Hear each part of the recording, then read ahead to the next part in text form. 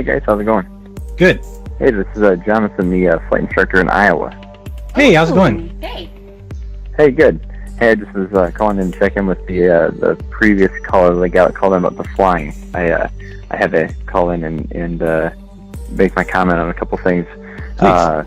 Definitely can do a test with airplanes, and I'm definitely in for doing that. If anybody comes up with something they want to test, we've got access. We've got the airplanes to do it. I'd love to do something. So if you guys come up with any good tests, let me know. And we can definitely navigate without the GPS. Totally doable, not a problem.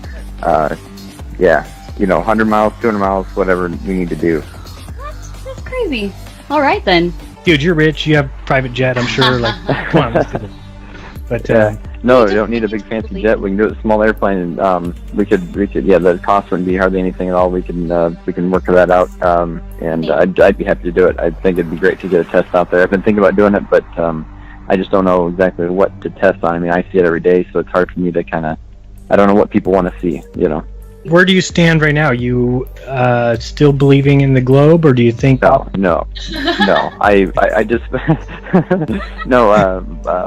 both myself and my girlfriend are flight instructors, and we teach people to fly, and we were both, just in the last 2 days, we both came back from separate flights with students, and we both came back and we're like, it was a really clear day, and we both said to each other, wow, we can see so much that we should not be able to see. We can see wind farms that are 50 miles away that should be, if we did the math, it should be 500 feet below the horizon from where we were viewing them at. We're not up really high, we're only 1,000 feet off the ground, and we see it all the time. It's obvious, and our instrumentation stays level, so no, it's amazing. It's pretty clear to us. I know, I want to go to Amazon and see if there's a gyro because that's well, that's our gyro that we have in the aircraft. I mean, it's there, it's working. It's just the problem is you can't get any information, and I've tried to track that down as well. I did a bunch of research trying to find how the gyros are made, what the internal component, and you cannot find anything out about them. They're just perfect devices, and that's why they always show you exactly where you're at, but they don't take into account, hey, I should be upside down on the ball, or hey, I'm on sideways, or exactly. Yeah, they have no correction for gravity or anything like that. They're independent. So start here and come back here. And I've gotten calls like crazy from other pilots. They'll call me, and I've talked with lots of other pilots, professional pilots, airline guys that are retired out, and they all admit to it. They all say, yep, they said they've seen the same things, and they said the problem is you're never going to get a current airline guy to admit it because risk of losing their job. Yeah, I'm self-employed. I do my own thing. I'm not afraid to say what I want to say about it, but yeah. So I mean, we all believe it. All my friends that are pilots, they all agree on it. It's not the airline guys that are retired out, and they all admit to it. They all say, yep, they said they've seen the same things, and they said the problem is you're never going to get a current airline. We all believe it. All my friends that are pilots, they all agree on it. The airline guys that are retired out, and they all admit to it. They all say, yep, they said they've seen the same things, and they said the problem is you're never going to get a current airline. We all believe it. All my friends that are pilots, they all agree on it.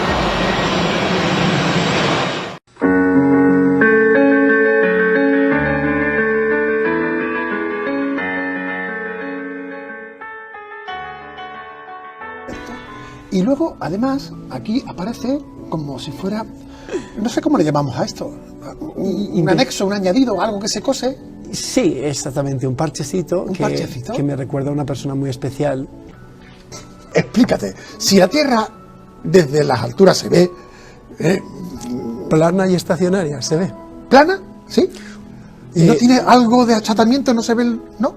Eso es cuando ya nos vamos a la órbita, ¿no? La curvatura se ve cuando la cámara es de ojo de pez, como la que llevaba el que se tiró de Red Bull. Sí. Ahí sí que ves la curvatura, pero si la cámara es una cámara normal, se ve todo recto. ¿A cuántos permiten volar el máximo de altura? Normalmente volamos a lo máximo, el techo del avión es 41.000 pies, que son 12 kilómetros, 800 metros o algo así. Sí. Pero normalmente volamos a 35, 37, que son altura no se ve 10... La curvatura. No, hombre, no, según... a ver, yo he volado con el Lear a 47.000 pies, con el Lear del jet privado, que son unos 13 kilómetros, 600 o algo así, y tampoco. ¿Tierra plana? Sí, ¿por qué? Porque al margen de la forma geométrica de la Tierra, que puede ser un geoide, un globito o efectivamente plana y estacionaria, la tendencia de la Tierra plana es buscador de la verdad. buscador de la verdad más allá de lo que me digan en Antena 3 o en Telecinco o en 4 o en la 1. Yo quiero saber qué hay detrás de quién paga la tinta, de quién paga esa iluminación, amigo. quién está detrás. Entonces, ellos no te lo van a decir nunca. Claro. Nunca te van a decir que han aprobado la nueva ley de seguridad nacional. Esto no te lo van a decir, ellos no.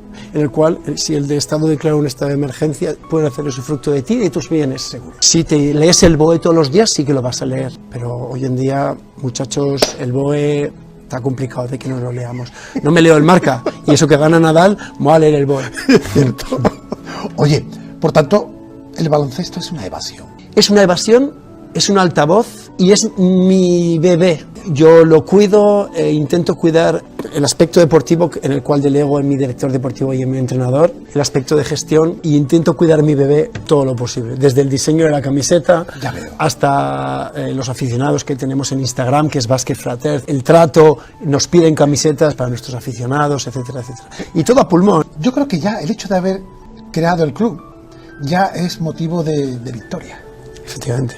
Sí. Con 45 años, ¿cómo se mira el futuro? Uy, es que yo tengo muy claro que hay que disfrutar de cada segundo ahora. Es decir, estás en las alturas, o más allá de las alturas, pero con los pies muy bien puestos en el suelo, en la tierra. Yo creo que Por sí. eso la tierra es plana. Y estacionaria. Y estacionaria. Qué bueno, qué bueno.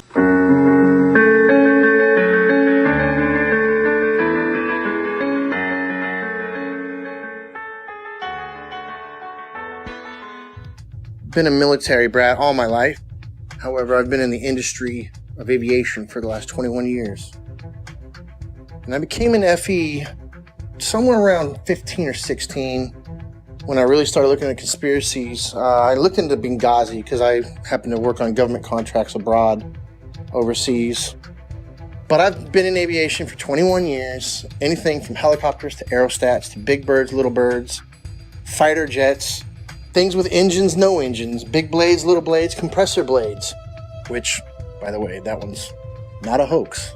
Jets do not run only on compressed air. Contrary to popular belief, it takes compressed air in a blended ratio of air to fuel to drive the now heated gas and rotate the compressor blades. This has been a topic of discussion between FE and, not everything's a hoax. Coriolis effect. With that ties into, obviously with no spin, around the axis points that they say exist at 23.4 conveniently, 66 off the 90 degrees, right? Everything ties into 666 with NASA and all the BS scientists. Our aircraft have things called ADIs, attitude direction indicator, which gives correlation between the aircraft housing or the shell around the gyro itself. The ADI is nothing more than a gyro that will always reference level. I don't care what any pilot says. I don't care what any mechanic tells you. There's a reason that pilots have one book called a Pilot Operating Handbook, and there's every other book, right? From structures to avionics to wiring diagrams to the actual components that make up these systems. That is a standalone system. The ADI does not lie. I don't care how cold it is, how high you are, and some of these guys are pretty damn high. It doesn't matter where you're going. It doesn't matter where you've been. It doesn't matter where you are over the realm itself. As far as ADIs, in every aircraft, it references the level horizon or references sea level always.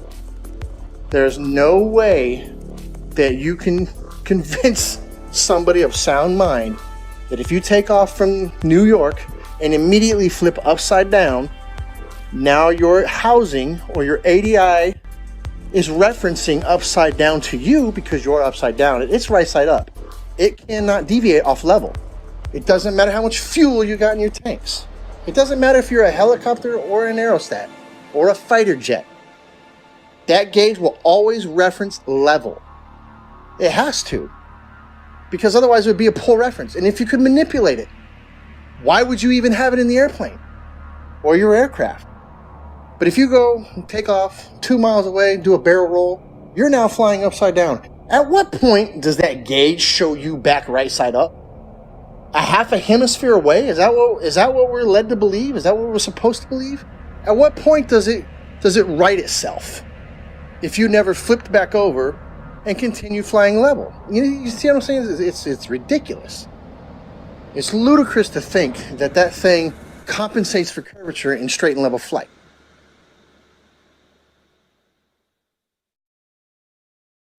Interesting side note, I worked on aerostats for several years, and I always ask people who try to bring up gravity, well, how come my 4,000 pound, 74,000 cubic foot aerostat isn't getting pushed towards the ground? It weighs more than you do, which you believe gravity is pushing you down, right? Because these are some dense ass people. But how come the aerostat's not getting driven into the ground? It weighs more. It's definitely larger than the size of a house. It's more than size of most houses. So why isn't it getting driven to the ground?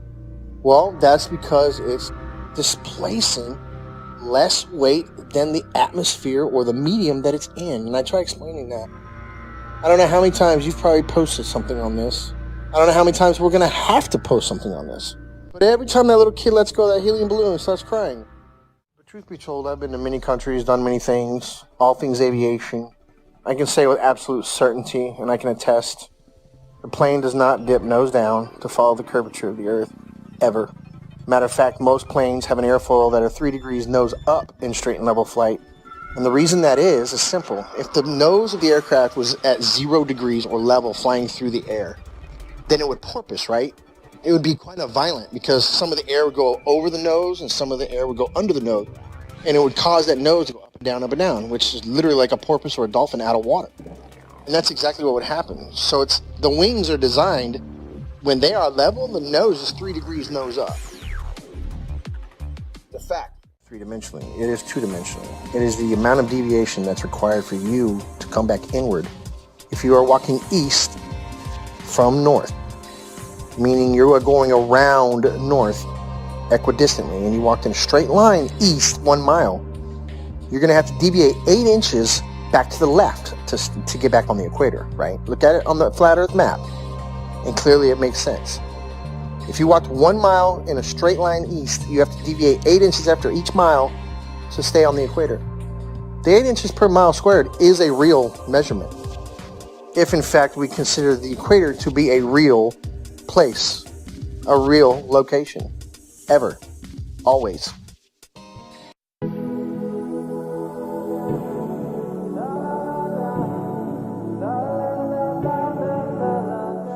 Is the Earth flat or spherical?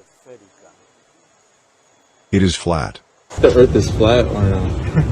I know it's flat. You know it's flat? How long have you been flying for, you said? Over 30 years. My name is William Andres Lozada. I am a commercial pilot. I make videos for the internet, and this is one of the questions they most ask me on social media. Watch this video until the end to know the opinion of a commercial pilot about the flat Earth theory. Today from beautiful Puerto Buenaventura, a city on the Pacific, I share my thoughts. I always questioned many things in life and always wanted to go beyond. I believe in the saying that goes like this: a lie repeated 1,000 times becomes reality. That's why I decided to hear the opinions and thoughts of millions on people who have interesting theories about flat Earth. Even if you don't believe it, there are millions of people who do. Why is that the famous image of the blue marble has so many modifications in graphic design? Why don't they just take a photograph of the entire Earth from a satellite or something that is in space? Take a photo that shows how it really is. Why do they have to make corrections, graphic designs and CGI? The aircraft I fly can fly up to 25,000 feet altitude. I never saw any curve from up there. Also, as a passenger, I fly at more than 35,000 feet altitude and I don't see any curve either. During the cruising phase I fly straight and level. I never dip down the nose of the aircraft to adjust for the curvature of the Earth. That's it. Okay? Here, never making any correction.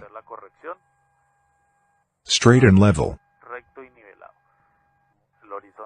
The horizon always straight and level. Dipping the nose is not required at all.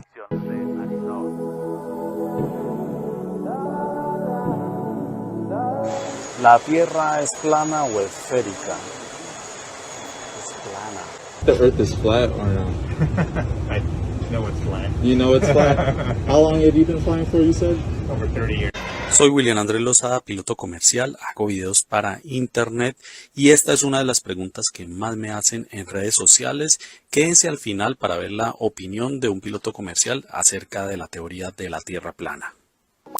Hoy desde el bonito puerto de Buenaventura, una ciudad del Pacífico, he traído un pensamiento y es que siempre me he cuestionado muchas cosas en la vida y siempre he querido ir un poco más allá. Pues yo soy fiel a la frase que una mentira repetida 1000 veces se vuelve una verdad. Por eso he decidido escuchar las voces y pensamientos de millones de personas que tienen teorías interesantes acerca de la Tierra plana. Y aunque ustedes no lo crean, son millones de personas. ¿Por qué la famosa fotografía Blue Marble o la canica azul? ¿Por qué tiene correcciones de diseño gráfico? O sea, ¿por qué simplemente no le toman una fotografía desde un satélite o desde algo que haya ido al espacio, le toman una foto y nos la muestran? ¿Por qué tienen que hacerle correcciones de diseñadores gráficos o por computador? El avión que yo vuelo puede volar hasta 25.000 pies de altitud y yo nunca he visto la redondez de la Tierra desde ahí. Y también he estado como pasajero a más de 35.000 pies y tampoco he visto la redondez de la Tierra desde ahí. Cuando voy en fase de crucero, que voy recto y nivelado, nunca he tenido que corregir bajando el morro del avión para seguir la curvatura de la Tierra. ¿Esto por qué? Ok. En ningún momento toca hacer la corrección a recto y nivelado. El horizonte en todo momento está recto y nivelado. Así. No toca hacer correcciones de nariz abajo.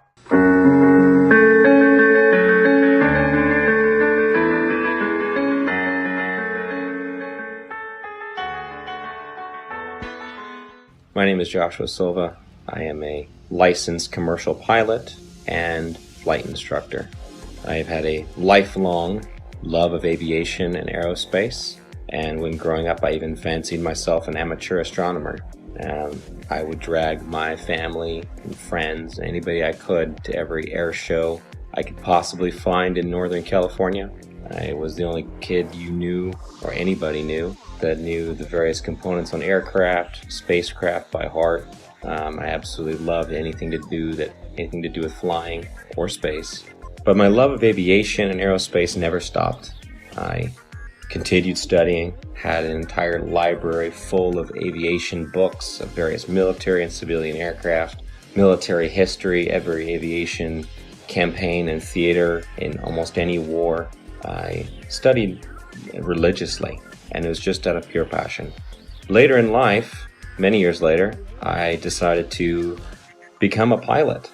As strange as it may sound, it hadn't occurred to me to become a pilot up to that point. I just simply loved aviation and aerospace, but I decided to become a pilot, and I began attending a prestigious flight academy in the Midwest and attending university at the same time, and to gain a degree in aeronautics and aerospace. Shortly thereafter, I began flying twin turboprop aircraft out of Northern California for several nonprofit organizations, and years after that I found myself flight instructing for various small flight schools, both in California and in Arizona, and then on to large academies that trained for the airlines and even some military flights. Shortly thereafter, I began flying regional business jets, and that's when the story of me finding the topic of flat Earth started. Could the Earth actually be flat? I began to see opinions and arguments that seemed logical, but I heard several arguments, which I now know were most likely disinformation, easily disprovable in the aviation world, but there were some that stuck with me. And so, myself being the way I am, I ran quickly, metaphorically, to my old textbook, and I opened my old textbooks, found them, unpacked them, cracked them all open, and even downloaded brand new copies in PDF form offline of all these books to make sure that nothing had been changed. I thought for certain that I knew exactly what compensation pilots are trained while flying to compensate for the spin or the rotation of the Earth, for instance. As far as falling around a globe, that I assumed in my mind would be an aircraft's angle of attack. But upon more study, I found that not to be true. The angle of attack being the angle between the aircraft's flight path and the relative wind, which is something that pilots are very familiar with, and it's the idea that an aircraft has to be slightly pitched up, essentially to stay airborne, or a surface of that aircraft has to be pitched slightly to create a difference in air pressure to hold the aircraft aloft. And that is assumed, or was assumed at that time by myself and other pilots, to be the compensation one would make for falling around a globe while flying, period. But upon further research, I found that this was not the case, and it was not even mentioned anywhere. This compensation was not mentioned anywhere I could find in any resource that I had gone to flight school with. And they were extensive. There were many, many books, especially as one progressed towards the commercial flying side, especially elective courses, especially if you're going to university as I was studying aerospace, that you would assume, and I had assumed, that this was calculated for. Again, as far The big one that is oftentimes quoted is compensation for Coriolis effect while flying. And this is something I'd even taught my students about, and it's always assumed to be correct. We just assume. We're given the narrative from a young age, and everything is built upon that assumption, upon that theory. And so I thought I had the silver bullet. Coriolis effect. We always calculate for that. Well, as I began to look through the books and to look into the calculations given for Coriolis effect, the narrative began to fall apart even further. I began to see things I didn't notice when I was in school, such as Coriolis effect is actually never calculated for, but is assumed to be a part of wind correction angle. Wind correction angle is one of the many calculations pilots of all kinds make while flying to correct against winds in whatever volume or section of air they're flying through, which it could be from any direction, and you're flying through it, so you have to compensate a certain angle into that wind to hold a straight line. And then the big one is given after that. Well, GPS auto corrects for it. And that sent me down yet another path. GPS auto corrects for it. If it's a satellite-based system, how is it correcting for spin if it's also spinning over the same body? And why are there large gaps in GPS coverage over large oceanic bodies? Do they just turn them off? It's just not worthwhile? There have been enough aviation accidents at sea, very far from shore, that would say otherwise. And if you gave the American taxpayers, the ones funding these satellites that are supposed to track aircraft, the information that, well, we're just shutting them off because it's not worthwhile, those 3 or 4 jets full of hundreds of passengers just have to use other navigation methods such as dead reckoning, which is basically using a stopwatch and guessing to the next checkpoint, essentially. If you were to tell them that, they would be infuriated.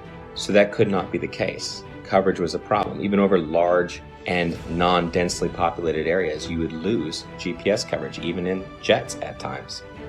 So this began to unravel the thread of satellites and satellite timing, and the fact that many reels of footage show these satellites being launched by balloon rather than by rockets. How the concept of these rockets doesn't even work to make it past the atmosphere, much less leave something in perfect geosynchronous orbit.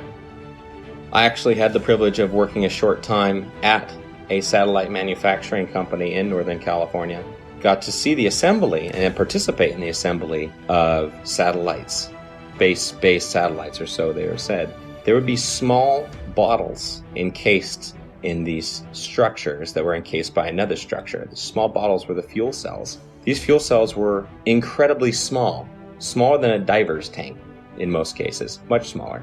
And this was supposed to be all the fuel that the craft needed to run and operate, as most are not actually electric, they're becoming electric now, and sustain itself in a perfect orbit by just small bursts from its engine or its propulsion system.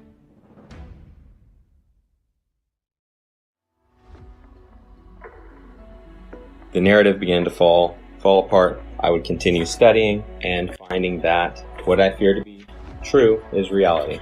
That we have been lied to about just about everything. Upon researching military history and then military training and speaking with military gunners in both the Army and the Marine Corps that I know personally, I would ask them about Coriolis effect. And it was always assumed that, yeah, we compensate for the Earth being, a curve, that it would drop. We calculate for the Earth curvature. But even upon asking and having them look into their materials further and my own personal study, again, it found to be an assumed truth with no actual basis in reality, that they would calculate bullet fall based upon angular velocity, drop, friction, amongst other things. And curvature was supposed to be just corrected along with it, just like flying, wind correction angle corrected for Coriolis effect.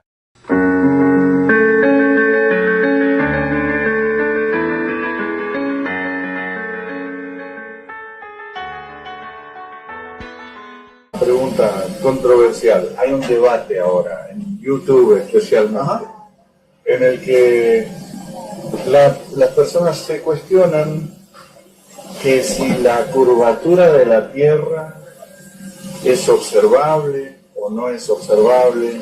No, a las alturas que vuelan esos aviones.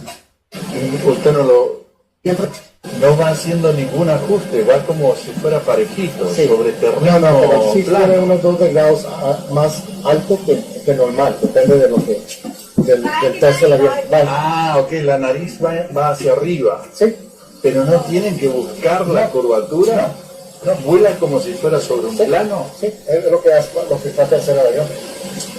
Bueno, muchas gracias, Con mucho gusto. Ok, que siga bien. Pues, hasta luego.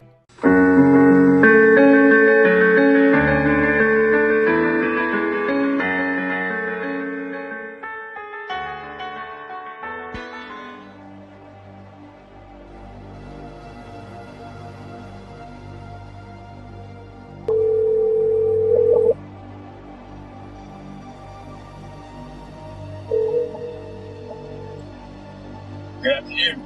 Hey John, how are you? Pretty good, sir. How's everything there? Everything's good, can't complain. It's kind of windy out. Looks like it's going to rain.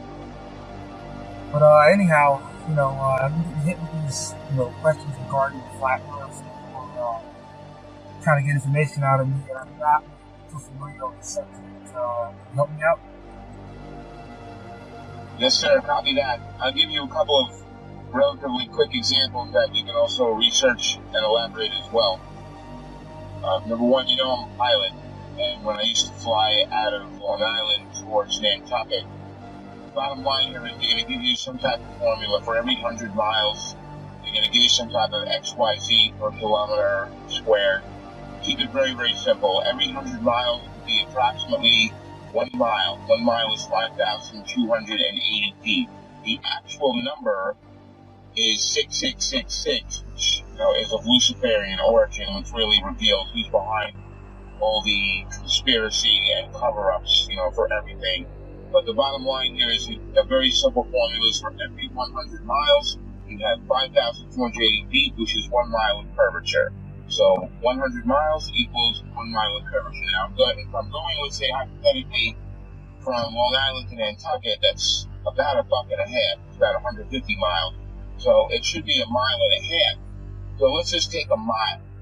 So with aviation, you fly at certain altitudes, whether you're flying in a easterly, a northeasterly, to a southwesterly direction. So hypothetically, I'm flying easterly at hypothetically about 4,000 feet, which is an even number.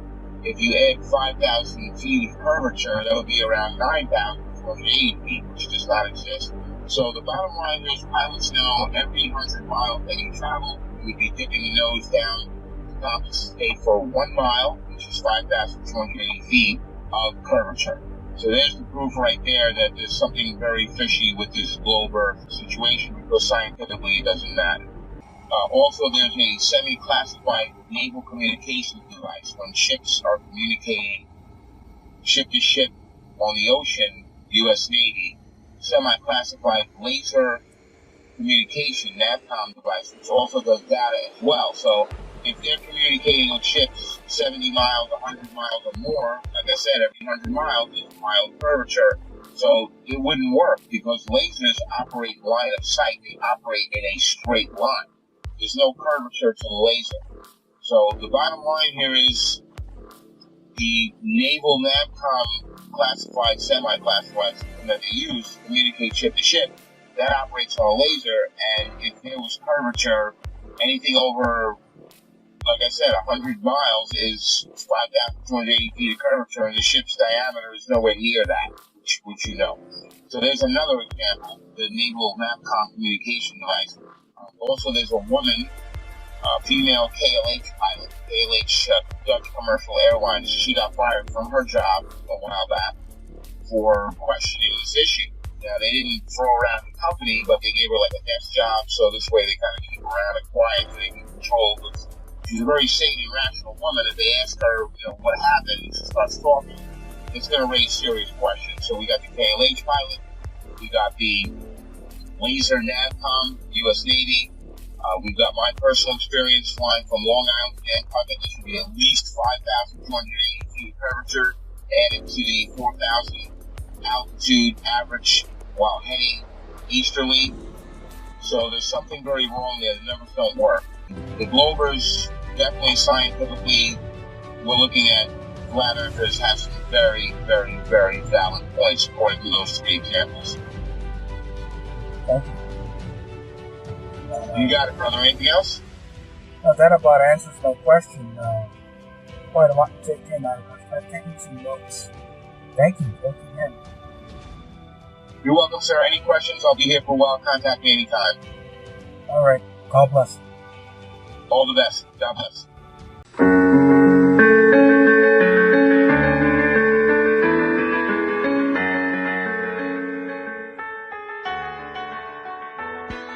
How did you first get into flat Earth? How did you first start looking into it? Yeah, well, actually, I was just since 2003. I was looking into the business because my son, he's now 13. He got very ill from the. He had a how do you call that? Brain.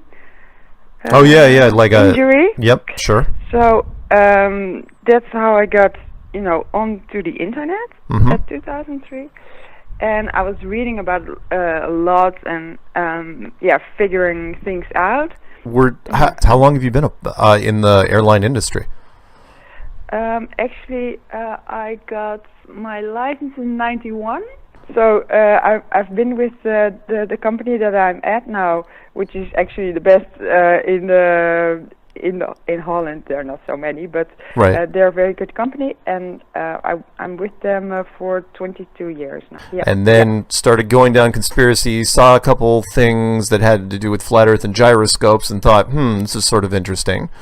Yeah. So did you start poking around inside your company? Did you were there that's what I did. Friends of yours? Yeah, so I was just, because, there are lots of things that we are taught about, the spinning Earth. And I told to my colleagues, because of course you think about it, but then you just discard it, about how it is possible that the atmosphere spins with the globe, and then of course, that might be gravity, and then it says, then you have to, it has to spin faster at a higher altitude because there's no gradual difference. Right. So I thought, that's kind of strange, and also the speed at which the Earth should spin around the equator. I thought, that's almost the speed of sound, so that's kind of strange. And then also when you fly, let's say, from Johannesburg to Amsterdam, we don't have to account for the difference, and also not because it spins then at a different rate, and it doesn't also, we don't also have to account for the difference in altitude that it spins. So I thought, this is so strange. And now, actually, I told the other day to to a stewardess because she has an open mind, and now I have to work on the ground. I said, well, actually, I'm a little bit ashamed of, believing all this shit, and I should have, questioned before, because my IQ isn't actually good enough to, question how does a gyroscope work actually, because it does not, measure the gravity. Everybody in the flat Earth community has had to relearn a lot of scientific premises just so we could catch up and then tear it down. And gyroscopes is one of them. Actually, gyroscopes helped us a whole bunch. I didn't know how gyroscopes. I mean, we've seen, of course, and we we spin things around and we kind of get the feel for them. But how they relate to the Earth spinning, most people don't know. So anyway, sorry, continue, please. So you were looking into the gyroscopes, and then what? Yeah, and then of course I also saw the movies from Eric Dubé about Rising Horizon. Horizon. And I thought, well, yeah, that's true. And we do fly at 40,000 feet, 41,000 feet sometimes. And of course, I've been. This is now almost a year going on that I was, that I started looking for the curve, let's say. And of course I couldn't find it, and I saw the horizon, rising with us, and it was flat wherever I looked, and I thought, well, shit, why did I didn't see this before? And then I started questioning in the cockpit, do you know that the atmosphere spins at the same speed as the speed of sound at the equator? And then I get this strange look on their faces, whenever I would ask something like that. But it bothered me so much that I thought, well, this has to, go out there. And I thought, well, you can just discuss these things, but obviously not.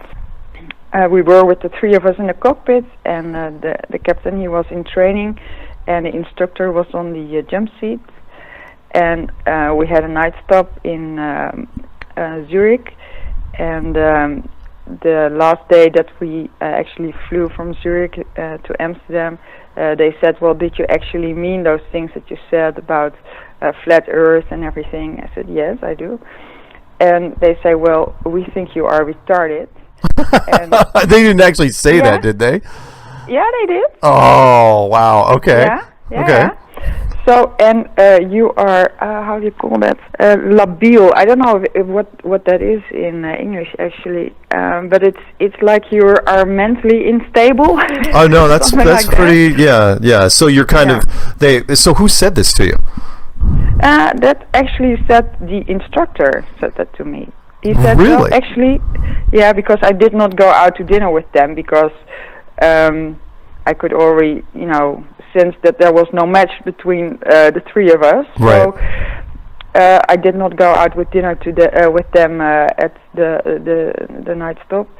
And he said, well, we had a discussion between the two of us about you, and we think you are, retarded, but then the Dutch word for that, and mentally unstable. So I said, well, if you think like that, and we only had like 20 minutes left or so, I suggest that you come sit in my seat, because I knew he was, an instructor, and he could sit in both seats, because you're, as an instructor, you need to be able to, sit in both seats. So I said, well, you better sit here, because I'm not going to fly any longer with you guys. So what happened? Oh, I'm sorry. Go ahead. Yeah. So they landed, and I sat in the jump seat, and I said, well, guys, we really get a lot of training with our company about how to communicate amongst each other, because lots of errors happen when the communication in the cockpit is not working out. So we get a lot of training about that. I said, well, guys, all the things that we discussed yesterday, because I don't know how the topic came up, but we discussed about those trainings. about the things we shouldn't do. You both did. Like, we call that OMA. The O is for oordelen, that is to judge. The M is for mening, that's opinion, an opinion. And A is for aanname, and that means to assume. So I said, well, those things you both did without even questioning me. You just, Their natural reaction was to think it's like, flat Earth is ridiculous, so we're going to judge you right here and right now. Yeah. So I did not even have, you did not even ask me one question. Like, I mean, I was educated the way you were. I mean, but you could have asked me, well, Lydia, how do you come to such a strange viewpoint or whatever? You could have asked me some question instead of just throwing me out. And well, the instructor said, well, I'm sorry about that. And actually he got tears in his eyes, so I was a little moved by that, because I thought, well, yeah, okay. I came on quite strong, actually, because, well, I was mad, of course. And he also was relieved, because I said, well, when I stepped out of my seat, I said, well, I will see you in the office, I guess. Because I assume, because we have to write about these things, if things like this happen, I thought, well, he's an instructor, he's going to write about this. So I thought, well... And when you mean write about it, you mean our term would be like filing a report. File a report. So at this point, you're thinking of filing a report against your co-pilots, your fellow pilots for... Well, he thought I was going to do that, because that's what I said when I stepped out of my seat earlier. I said, well, I think I'm going to see you then in the office. Yeah. Because I assumed, because he's the instructor, that he would, he was the one who was, trashing me. So I thought, well, he will probably write about it. So after the landing, I said, well, he asked, he was scared. He said, are you going to write about it? I said, well, no, I'm not going to write about it, but I'm going to go straight to the doctor's office from the company, and I'm going to ask for some support in this. So then he was really relieved. Well, I'm not going to write about it either. I said, well, do whatever you please. So both of you mutually agreed not to file a report on each other about an argument that had to do with flat Earth. Probably a good thing at the time. Yeah. So then you went to the company physician, the company doctor, and you have more or less did you request to them? You said, look, I don't think I should fly anymore because I don't believe the Earth is a globe. Well, actually, I called in sick. Okay. And I made an appointment, and then I went to the doctor, because I thought, well, I have all the evidence there is. So he said he didn't even, because I started to explain to him how I got to the point of thinking flat Earth, because it needs a little bit of an introduction, I guess. Oh yeah, you can't just come out and say it and be like, mean like metaphorically, or what are we talking about here?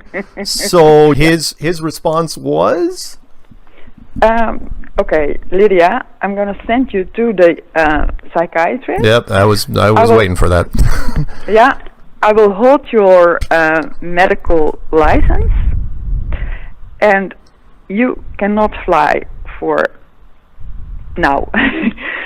So technically, are you still working for the company? Yeah. Okay. Have you been? You haven't been suspended without pay or anything like that? No. That's not the thing they would, But did you request that you didn't want to fly anymore, or did they say you shouldn't fly anymore? And I mean, obviously, you're not flying at the moment. No, I said I cannot fly at this moment because I'm tired of all the lying. Okay. And I'm just exhausted, and I'm, I feel humiliated and everything, and I think we should look into this. I mean, I'm And on when their side, was right? this? So When was we're all in this, but they just don't. They're not open-minded. Oh, hey, look, pilots are. It's a tough. I mean, I've talked to a handful of pilots already, but this is got to be one of my favorite stories because, well, and sorry, I got to back up a little bit. When did this happen? This happened in March. Okay, this happened in March. And after that, did you see a psychiatrist? The company psychiatrist? Yeah, I had to. Yeah. Okay. Yes. And? They made me. So I went. I had to go 2 times. Okay. And the first time, the psychiatrist explained that I had a right, a recht van aanhouden, and that means that you don't, you get the last say in whether the report goes to your company or not. Oh, I got it. You get the closing remarks. Got it. Yeah. Okay. So you can send I can read the report, and if I'm not, happy with it. Yeah, happy with it, then I can say, well, no, don't send it. Oh, really? That's way more flexible than what we have over here.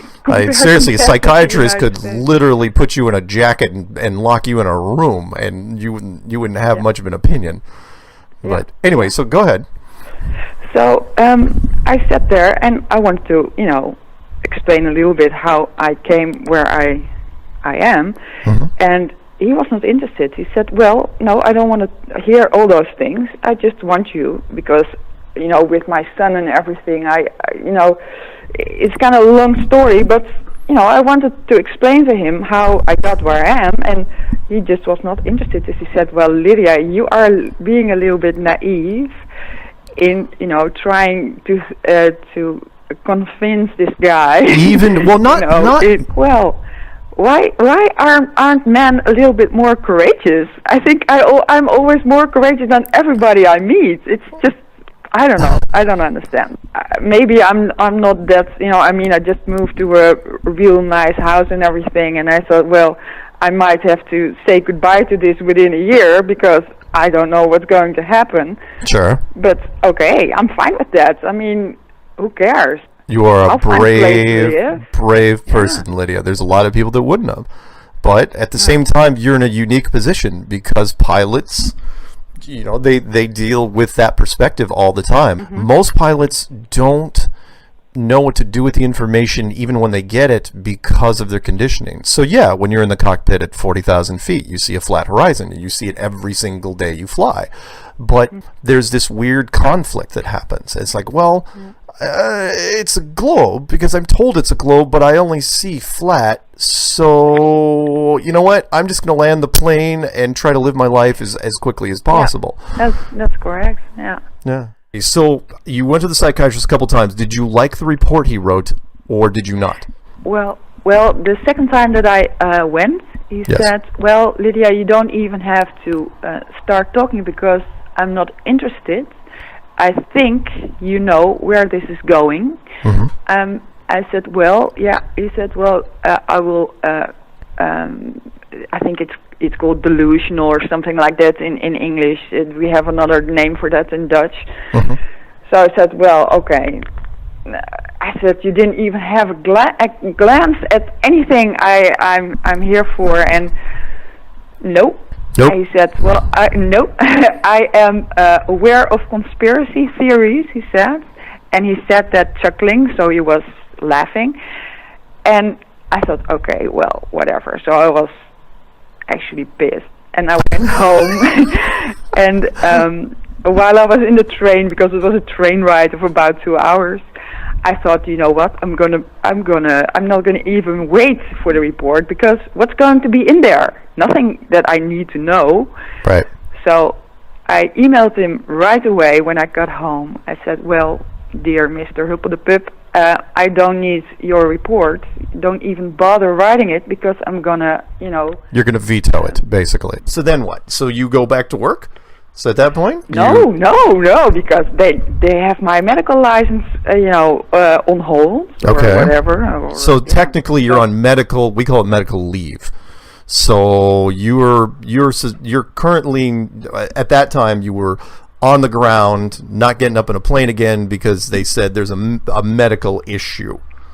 Yeah, correct. Okay. That's still the case, and now I'm working on the ground because they say, well, okay, you cannot go into the cockpit, but I think you can do some other work. You should not. Can you just cut that one out because I don't want the company name. Got it. I will not say your company name. I'll cut that little part out. Yeah. So they grounded you, but they didn't want to fire you. Yeah, that's not the way they go about. They just don't fire you like that. I mean. So you haven't flown since March. Correct. Do you have any anticipation that you will be flying? I don't think so. Now, is that a voluntary thing? Have you been pushing it, or are you like happy with your desk job and you're like, I'll just take the desk job for now? Well, I found a job where I can meet all kinds of people, but colleagues, and they asked me, why are you not flying? So now I have an opportunity to say, well, I have different beliefs than most people, So actually, I'm figuring things out, and actually, I want to wear T-shirts, with a flat shirt on it, and just to go to my ground job and spread the word. Just spread the word. You are one of the bravest people I have ever met. I mean that. That's amazing. So now, because you're grounded, you're now doing the ground jobs in the airline industry. People ask you, because once they figure out who you are, it's like, wait, why aren't you flying? You tell them? Yeah. It's like, oh yeah, I'm not flying because of, and you probably describe what's happened to you over the last 6 months. Well, I've just started like 4 weeks ago. And I only have to come in 2 times a week because I work 50%, so I don't have to go there very often. Yeah. So I just wanted to meet my colleagues there, and get to know them. But I just started. So the last time I was there, I said that I believed that, and that the moon landings were fake. And actually, there are 2 other pilots also, which have some issue why they have to work on the ground because there's something medical, and they laughed at me. Oh, I can imagine they would laugh at you. Yeah. Well, I've got to ask you some pointed questions here. Like, one, if all of a sudden they came back and they were desperate and they needed a pilot, would you jump back in, or is this something that's like, yeah, you know what, it doesn't really mean much to me anymore? No, it actually didn't mean a lot to me anymore already for a couple of years, and that had to do with also the fact that I'm a woman in a man's world, and got it. Yeah, sometimes you just think, well, I'm really open-minded. I mean, that's why I got into this in the first place. But also, when you are working with people who are totally not, there is hardly any connection, right? And I miss that. So I actually have more fun with the stewardesses when we are somewhere than with my colleagues in the cockpit. So nice. Yeah, so I don't really miss it. The other day it was really windy. I thought, well, now I miss it because then you can practice your skills a little bit and do some real flying, and that's the part that I miss. But the whole life around it, I don't miss. No. So I wait a minute. So do pilots secretly like bad weather, or is this just you? Because wind scares the hell out of people. Just so you know. I know. But you thought it was fine because when it's not too bad. Yeah. Because we do like that. Yeah, I'm sorry. What part? The landing on a windy runway type thing? Yeah. Oh my god. Yeah. because it's a challenge. You were just bored. It's like, oh come on. Yeah, that's true. Normal landings are so boring that pilots just kind of hope for something, like an icy runway. Hey, is there some ice on the wings? No ice. No, not ice, but wind. That's so tricky. The wind is okay. Yeah. Yeah, but you wouldn't deliberately try to fly through some dark clouds or anything. No, it's not. It's not like that. It's not like courageous in that way. No, that's not the way to go. No. We're very careful. I'm a very careful person. My children always say, "Well, Mom, you drive like a snail. Come on, hit the gas." I can see that. So when you see like a 20-mile-an-hour crosswind coming in on the runway, you're like, "Ooh, yeah, buckle up. This is going to be fun." 20 is nice. Yeah, even hardly anything. I'm sorry. I did a lot of business travel, so now that I know this is good. This is good stuff. Here, so you've been in Flat Earth now for what? Less than a year officially? Yeah, less than a year. Less than a year. November. Yeah. And you've watched a whole ton of videos and read a whole bunch of web pages. Yeah. Is there and you probably talk, I mean, it doesn't sound obviously like you're shy about talking about this with people. For you as a pilot, or in this case a grounded pilot, what was but you flew for a lot of years. What was the biggest thing for you? What, because everybody, I could talk to 20 different flat Earth community members, and they'd all have a different answer to this, which is, what is the one thing that flipped in your head where you were, half asleep on the couch? It's like, holy smokes, that's it. Was the gyroscopes. It's just the gyroscopes, because I thought, well, it cannot work on a globe. No, can't. Because and also the speed of sound at the equator. Those two things that. So the the spinning of the Earth, the atmosphere going along with basically the Coriolis effect. You're not adjusting the flight path for the Coriolis effect, and you guys are going from north to south a lot. Yeah. And in fact, you were saying you were flying to Johannesburg from the Netherlands? Well, before I flew the 737, I flew the MD-11. So then we went to Kenya, not to Johannesburg. That was just an example that I gave you, but I've never been there. But Kenya's fine. That'll work. Yeah. So somewhere in the middle of Africa, you guys are flying from the Netherlands, and not only did you not have to, because that's a question. In fact, I might as well ask you this, since we have a hard time asking pilots. There's a whole bunch of videos out there where people are trying to ask pilots.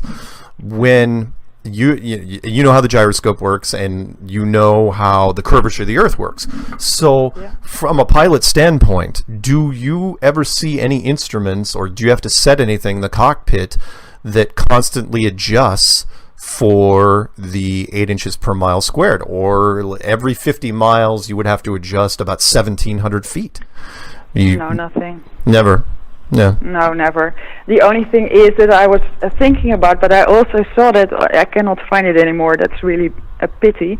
But we have this inertial reference system, and it has like really advanced gyros, the laser ring gyros, and it has accelerometers on it, and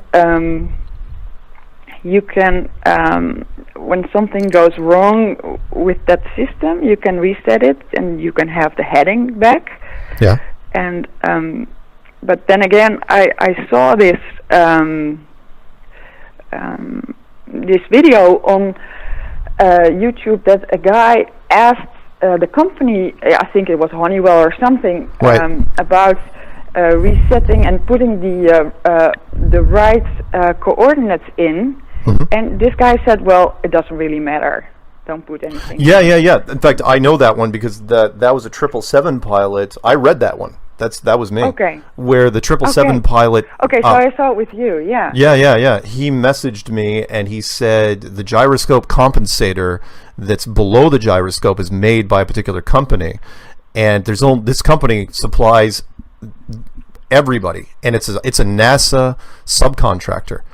And he went to an airport, and it broke, because pieces break every once in a while, and it broke, and they asked for a replacement before he could take off, and they said, you know what, just compensate for it manually. And just because he knew what about flat Earth, he decided to ignore that and just make note of it. And when he was flying, and he basically took a 6-hour trip, and he never had to. And yeah, he took notes of what the degree should be, but he never compensated for it. And so then he was going, okay, what does this thing actually do? If I didn't have to, I just flew 6 hours and it wasn't even working. And when he tried to, the thing that got me was when he called the company. They, pilots, as you may know, are considered very, very wonderful people in the airline industry. So they can go to airline companies. They could walk into Boeing, and Boeing is like, let's give you the tour. They wouldn't even talk to this guy. They were like, it was like very, very close-lipped about what these gyroscope compensators would even do. And so, and this is a 777 guy that really wanted to. He's still flying. But he's going, I don't know what's going on out there, but there are companies involved that they may not know exactly what's happening, but they're up to no good. Let's put it that way. Yeah. Wow. So let me ask you a couple of other quick questions, and then you can ask whatever you want. Which is just for the record, when you were looking out through the cockpit, did you, before you got into flat Earth, did you even think about the curve, or was it just one of those things that was in the back of your head? And then when you found out about flat Earth, did you look out the window differently? Actually, I never thought about the curve. Never. Maybe that's strange, but I really no, did. Why would you, right? Yeah, I don't know. Now I think it's strange, but but then when you got into it, when you were looking out the window, did it look completely different to you? It was like, holy smokes. Yeah. Then I saw how flat it was. Couldn't see. We have a saying here, I don't know if it's the same over there, which is you couldn't see the forest for the trees. You just could not. It was like, didn't even occur to you. You looked out that window all the time for 20-something years. Yeah. And then it's like, oh yeah, by the way, you think it's flat out there? You see it's flat? It is flat.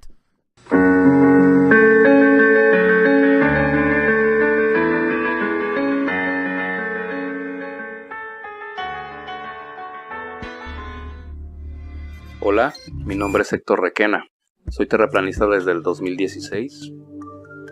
Este tema lo descubrí accidentalmente, me agradó mucho y desde ahí lo empecé a investigar. Desde ahí me di cuenta de lo que está pasando en el mundo. Yo fui aviador, me gusta más la palabra aviador que piloto. Yo volé con mi papá desde niño, él era piloto de la Fuerza Aérea Mexicana. Un tema muy curioso que me pasó a mí fue el empezar a conocer cómo funciona el giroscopio. El giroscopio está diseñado para volar sobre un plano, sobre un terreno plano y una tierra que no se mueve. Todos estos temas me llevaron a seguir investigando. Estamos tratando de invitar a la gente a que no se cierre de mente a estos temas, ya que si no nos damos cuenta de lo que está pasando ahorita es por lo mismo, porque la gente está cerrada, se cierra a pensar fuera de la caja. Yo invito a la gente a que por lo menos sea un poco más abierta de mente hacia estos temas, porque la verdad es que esto está muy fuerte, se vienen tiempos muy difíciles ahorita y debemos de estar conscientes de que el sistema nos está manipulando de una manera muy grande. Entonces, pues, vamos a ver qué pasa.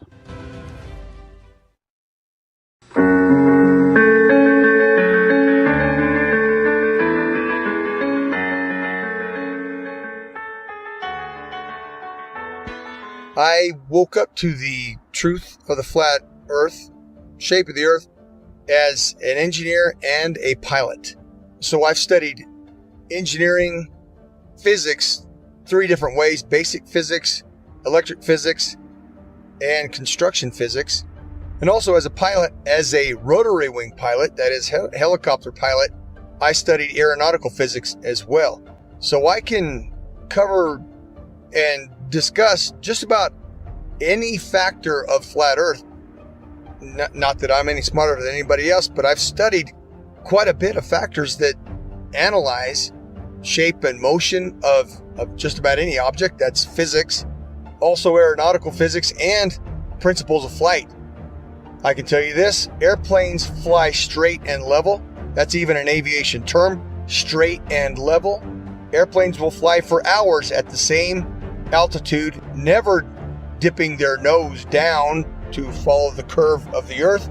An aircraft on a 12-hour or even 18-hour flight from Portland, Oregon to Seoul, Korea, that would have that aircraft starting at one point and then flying so far around the Earth that it's flying downwards with its nose vertically downwards, and then starting to go around the curve of the Earth so that the airplane is now flying upside down.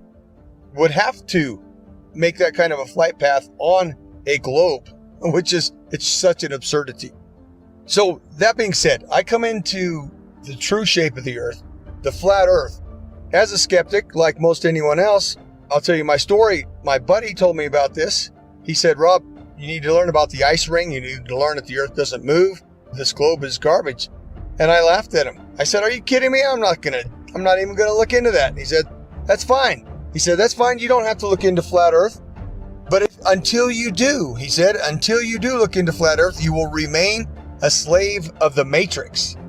And interestingly enough, at this point, this was more or less November, December 2015. I had already mentally resigned from the U.S. military for 3 years. I had already resigned because of Benghazi. I realized, and I saw for myself, I'd been working with U.S. as an Army officer, working for State Department for a good 10 years. And so what I did, I turned my physics awareness, I turned my studies into analysis of the shape of the Earth. Radar is simply another form of radio transmission. Radio includes anything within the range of the electromagnetic spectrum. Electromagnetic spectrum, also known as light. Radio is the transmission of light, whether it's visible light or radio waves which are not visible. When it comes to radio transmissions, there must be a transmitter and a receiver. There can be a reflector or a transmittal unit along the way. However, in the end, there's got to be at least transmitter and a receiver. And in the case of radar, radar transmits a signal and it bounces off a reflector and then it comes back to the receiving station. Or it can go to other stations if they're set up in the network properly. Long story short, radar emits a signal, it bounces off something, and then it returns to a receiving unit, and the receiving unit maps that reflection accordingly. If there is no reflector, then there's no return signal, and then the object does not show up on the radar. For example, it's off the screen. Notice, there's no curving around anything. It goes out in a straight line. Radio signals always travel in a straight line. So the transmitter sends the signal out to the target, bounces off, and it comes back in a straight line. Radar cannot travel over the curve, and hence radar is dependent on line of sight, direct beam from the transmission to the target. It reflects and it comes straight back. There is no curving around anything, thus is radar. The fact proven from multiple points that there is no Coriolis to the motion of the Earth. And I'm speaking from a pilot's perspective, also an engineer's perspective, because I obtained a degree as an engineer before I went to flight school. So I'm both a pilot and engineer at once. So, number one, there is no rotation of the Earth, proven by the fact that a helicopter pilot can hover the aircraft indefinitely, motionless, above a single point of the Earth. If the Earth were spinning, as soon as that aircraft left the ground, the Earth would spin out from under it. Now, somebody may say that the air of the atmosphere rotates along with the Earth, which is one of the most absurd concepts imaginable, because if that were the case, then all wind would travel with the Earth. There would be no alternating wind currents. When we know that the jet streams fly overhead, clouds move in multiple directions overhead, and a kite flying over the stationary Earth, the fact that a kite flies because of wind passing through, that proves that the Earth does not, that proves that the air does not move in unison with the Earth. Number two, airstrips do not rotate away from a landing aircraft. Anybody who's seen a pilot's view when an aircraft lands, well, the aircraft lands to a motionless airstrip. If the Earth were rotating, the pilot would have to turn to the angle at which the airstrip is rotating away and land at the speed of the airstrip, which is absurd, simply absurd. Airstrips do not rotate away from the aircraft, and on an east to west landing strip, if the aircraft is landing to the west, the airstrips do not land moving towards the airplane. That's insanity. Okay, simply stated. I've done many of them personally. I've flown more than 1,070 hours in both helicopters and airplanes, and I will tell you factually that aircraft meet their checkpoints, they take off, they meet their checkpoints, and they land exactly as planned on a flat stationary map. No pilot, I say again, no pilot has ever accommodated for the rotation of the Earth when planning flights and takeoff to checkpoints along the way, and then landing. Pilots can plan so well that they can take off and land hundreds of miles away down to within 30 seconds of their planning because the Earth simply does not rotate. Yes, absolutely. Number one, there is a rate of descent. A rate of descent, and we can all imagine. These are simple concepts, and I'd like to reiterate that in all of my technical discussion, in any of our technical discussion, it needs go further than, meaning it doesn't, we need no more complexity than 10th grade science, 10th grade math, Pythagorean theorem, 10th grade physics, 10th grade chemistry, basic chemistry. This is chemistry 101, college level, 10th grade chemistry at the high school level. One can imagine if an aircraft is flying at elevation 35,000 feet, well, it has to descend to land on the ground. Well, it's still flying in the air. It's not going to point its nose straight down and go straight to the ground. No, it's got to gradually descend from altitude down to zero. Well, we call that rate of descent. A lot of people don't talk about this. Now, I'm bringing up a new topic to Flat Earth, and I'm really bringing up a new topic to the average pilot. The average pilot does not talk about rate of descent. And how do I know? Because I've talked with several pilots, and they cannot quote their rate of descent. Why do I know it? Because I memorized Army federal regulated rate of descent, which was 500 feet per minute. For 18 years, I memorized 500 feet per minute. That's for my first 2 years as an Army aviator, I memorized 500 feet per minute is the standard rate of descent. Well, that's for landing. Okay, let me reiterate. That's for landing to a full stop when the airplane wants to land to the ground and stop. That's 500 feet per minute. But we, in the Flat Earth community, we know that for an airplane to fly around the globe, the supposed globe that is, there's a rate of descent associated with 8 inches per mile squared. So if we do the math, the 8 inches per mile squared at the average, assuming an average airspeed of 500 miles per hour or that's really a ground speed, but it's moving through the air at 500 miles an hour. Associate that with 8 inches per mile squared. Well, the math gives us the following: 2,777 feet per minute rate of descent for that airplane to follow the globe. Okay, and that is a continuous descent, not to land. That is a continuous descent while the aircraft is at altitude flying along. Wow. Well, let's compare that. Let's make the comparison now. 500 feet per minute to land the airplane to a full stop at an airport. On the globe, the airplane has to descend continuously at 2,777. That's more than 5 times the rate of descent for a landing, and that's a continuous descent. So I did some more math today, by the way, Vika. Thank you for asking. It's average 500 feet per minute. Okay, so I looked up gravity, 32 feet per second squared.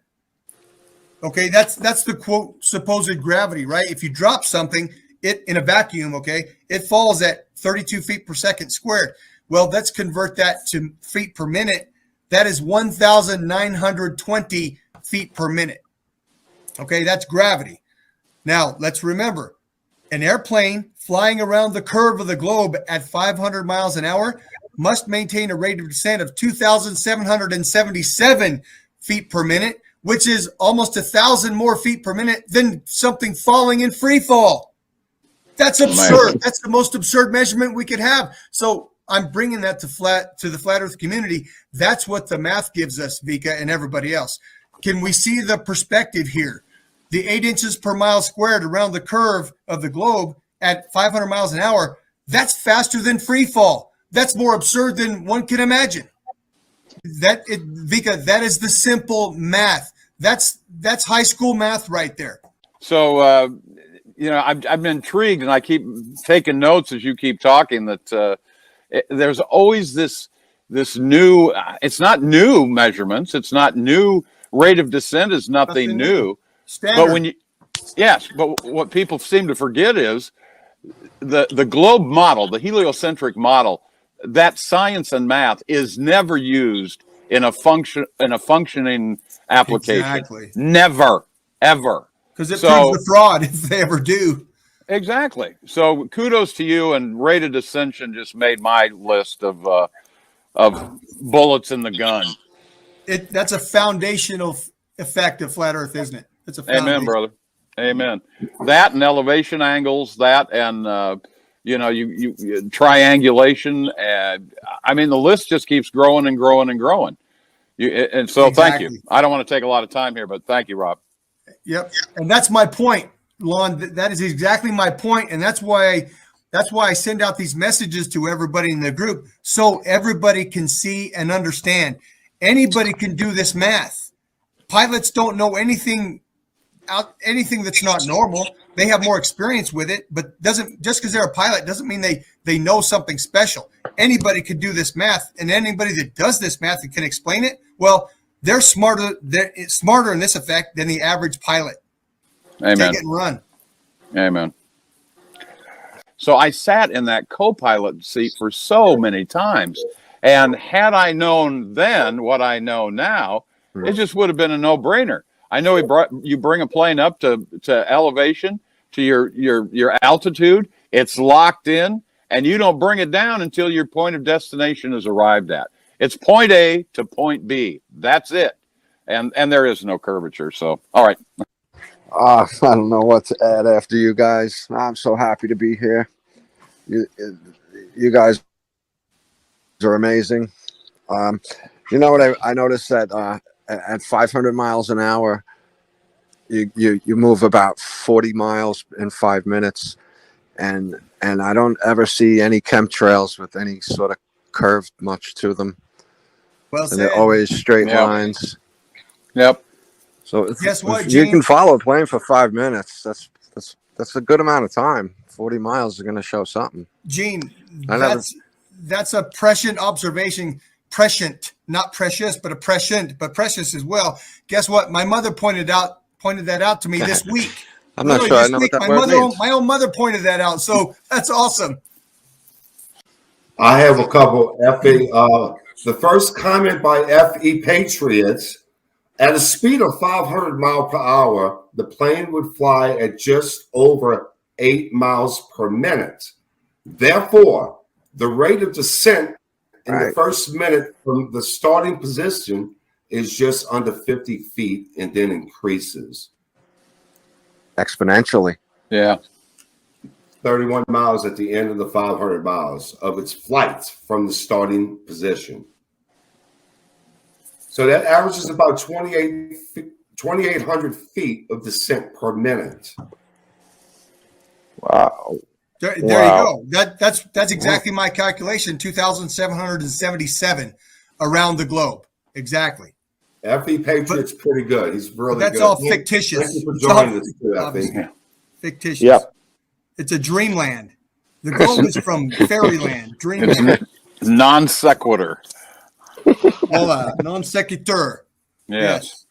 And the fact that at no educational level, at zero educational level, is anyone ever taught the Earth curvature equation. You don't get it in preschool. You don't get it in elementary school. You don't get it in middle school. You don't get it in junior high, high school, university, undergraduate work, postgraduate work, doctoral work. You don't get even it. Talk about it. Because it doesn't exist.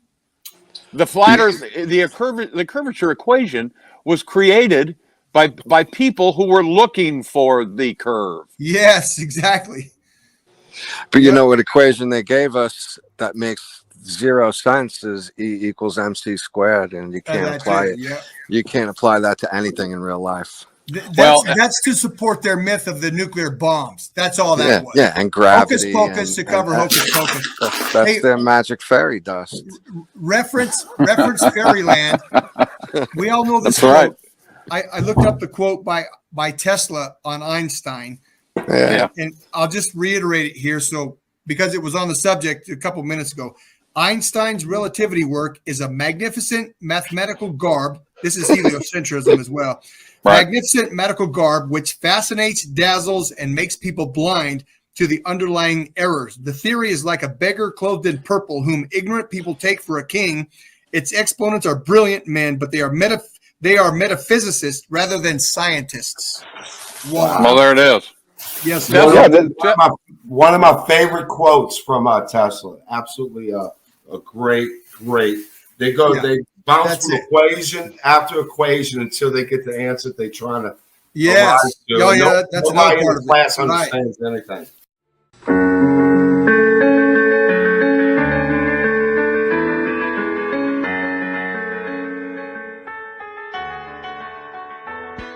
With Mike, and Mike's call sign is Cujo, and Mike is an F-16 fighter pilot, retired, and he flew F-16s for many years, and he is the guy that Ben initially made the video about a while back, and he has decided that he wanted to go public and come out, visual, because, well, I'll let him tell that story here in a little bit. But we're really glad that he has come out with us. And, Mike, it's really great to have you on Globebusters. This is fabulous. Well, geez, I really appreciate it. You guys are have been my television for the last number of years. And it's like I'm talking to celebrities. So I'm a little nervous, like a little girl. Don't make fun of me. Okay. Well, we'll try and keep that mellow.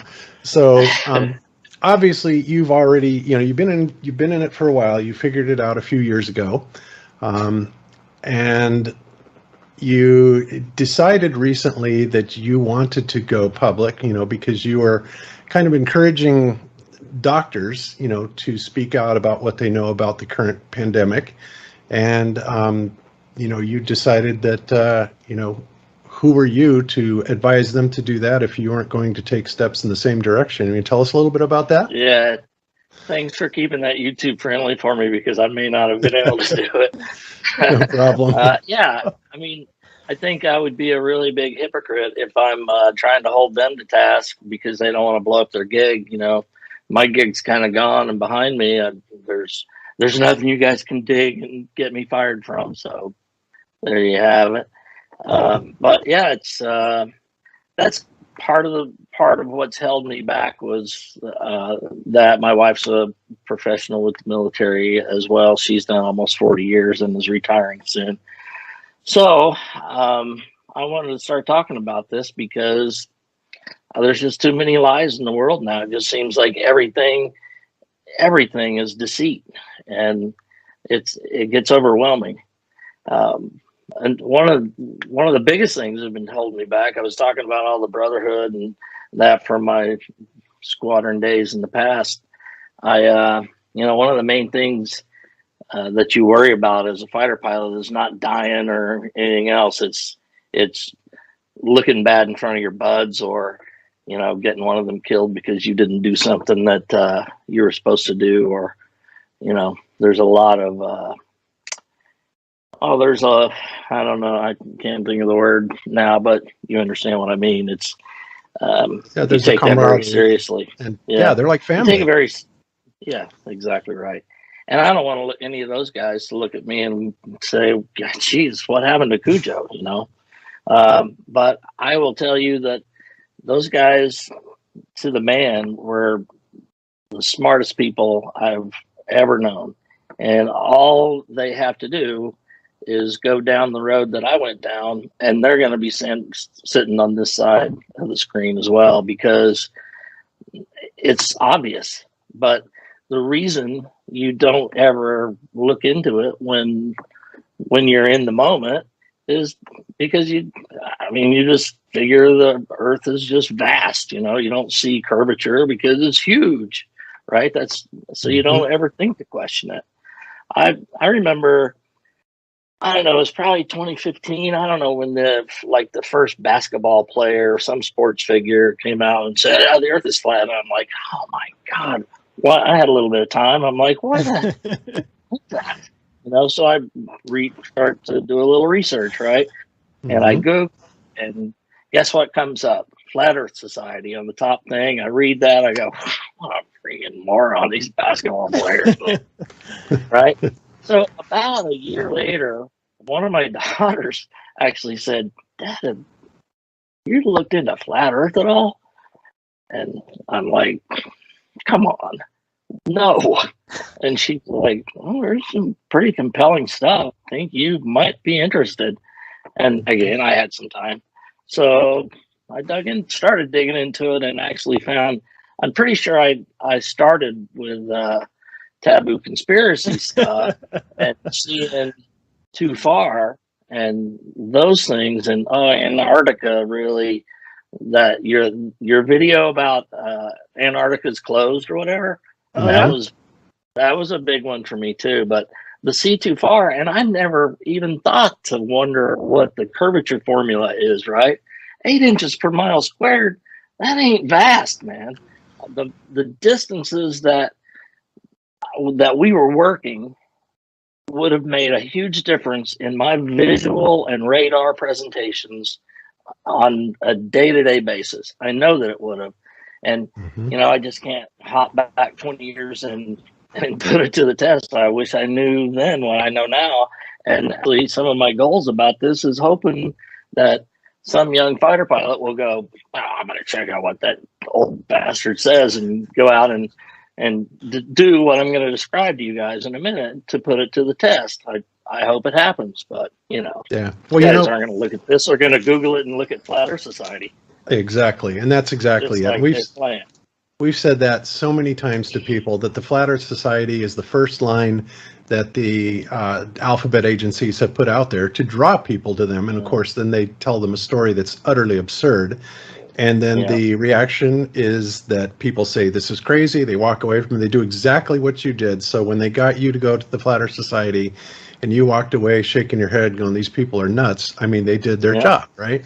So it's cool that your daughter suggested that to you. And it also tells me that, you think a lot about what your daughter thinks. You obviously have a lot of confidence in your daughter. And, I tell you what, man, just to put this out there, I've been so very blessed with all of my children that, haven't been into drugs or any of the crap that a lot of people have to deal with. And, my youngest now is like 32 or 33. You never keep that stuff straight, right? But I'm 60, and it's adult kids. You think your kids are fun when they're at a young age, but adult kids are even more fun. I just love it. And we listen to each other, and some of them think I'm maybe a little bit crazy, but most of them are going, maybe true, but I don't care. That sort of thing. That's a common one, that I don't care. I wonder how it's common. Yeah. I don't understand it, because for me, it's like, it means everything. I mean, we've been lied to since we were born. To me, it's not, I don't care. That's like, one of those things that we got to tell everybody.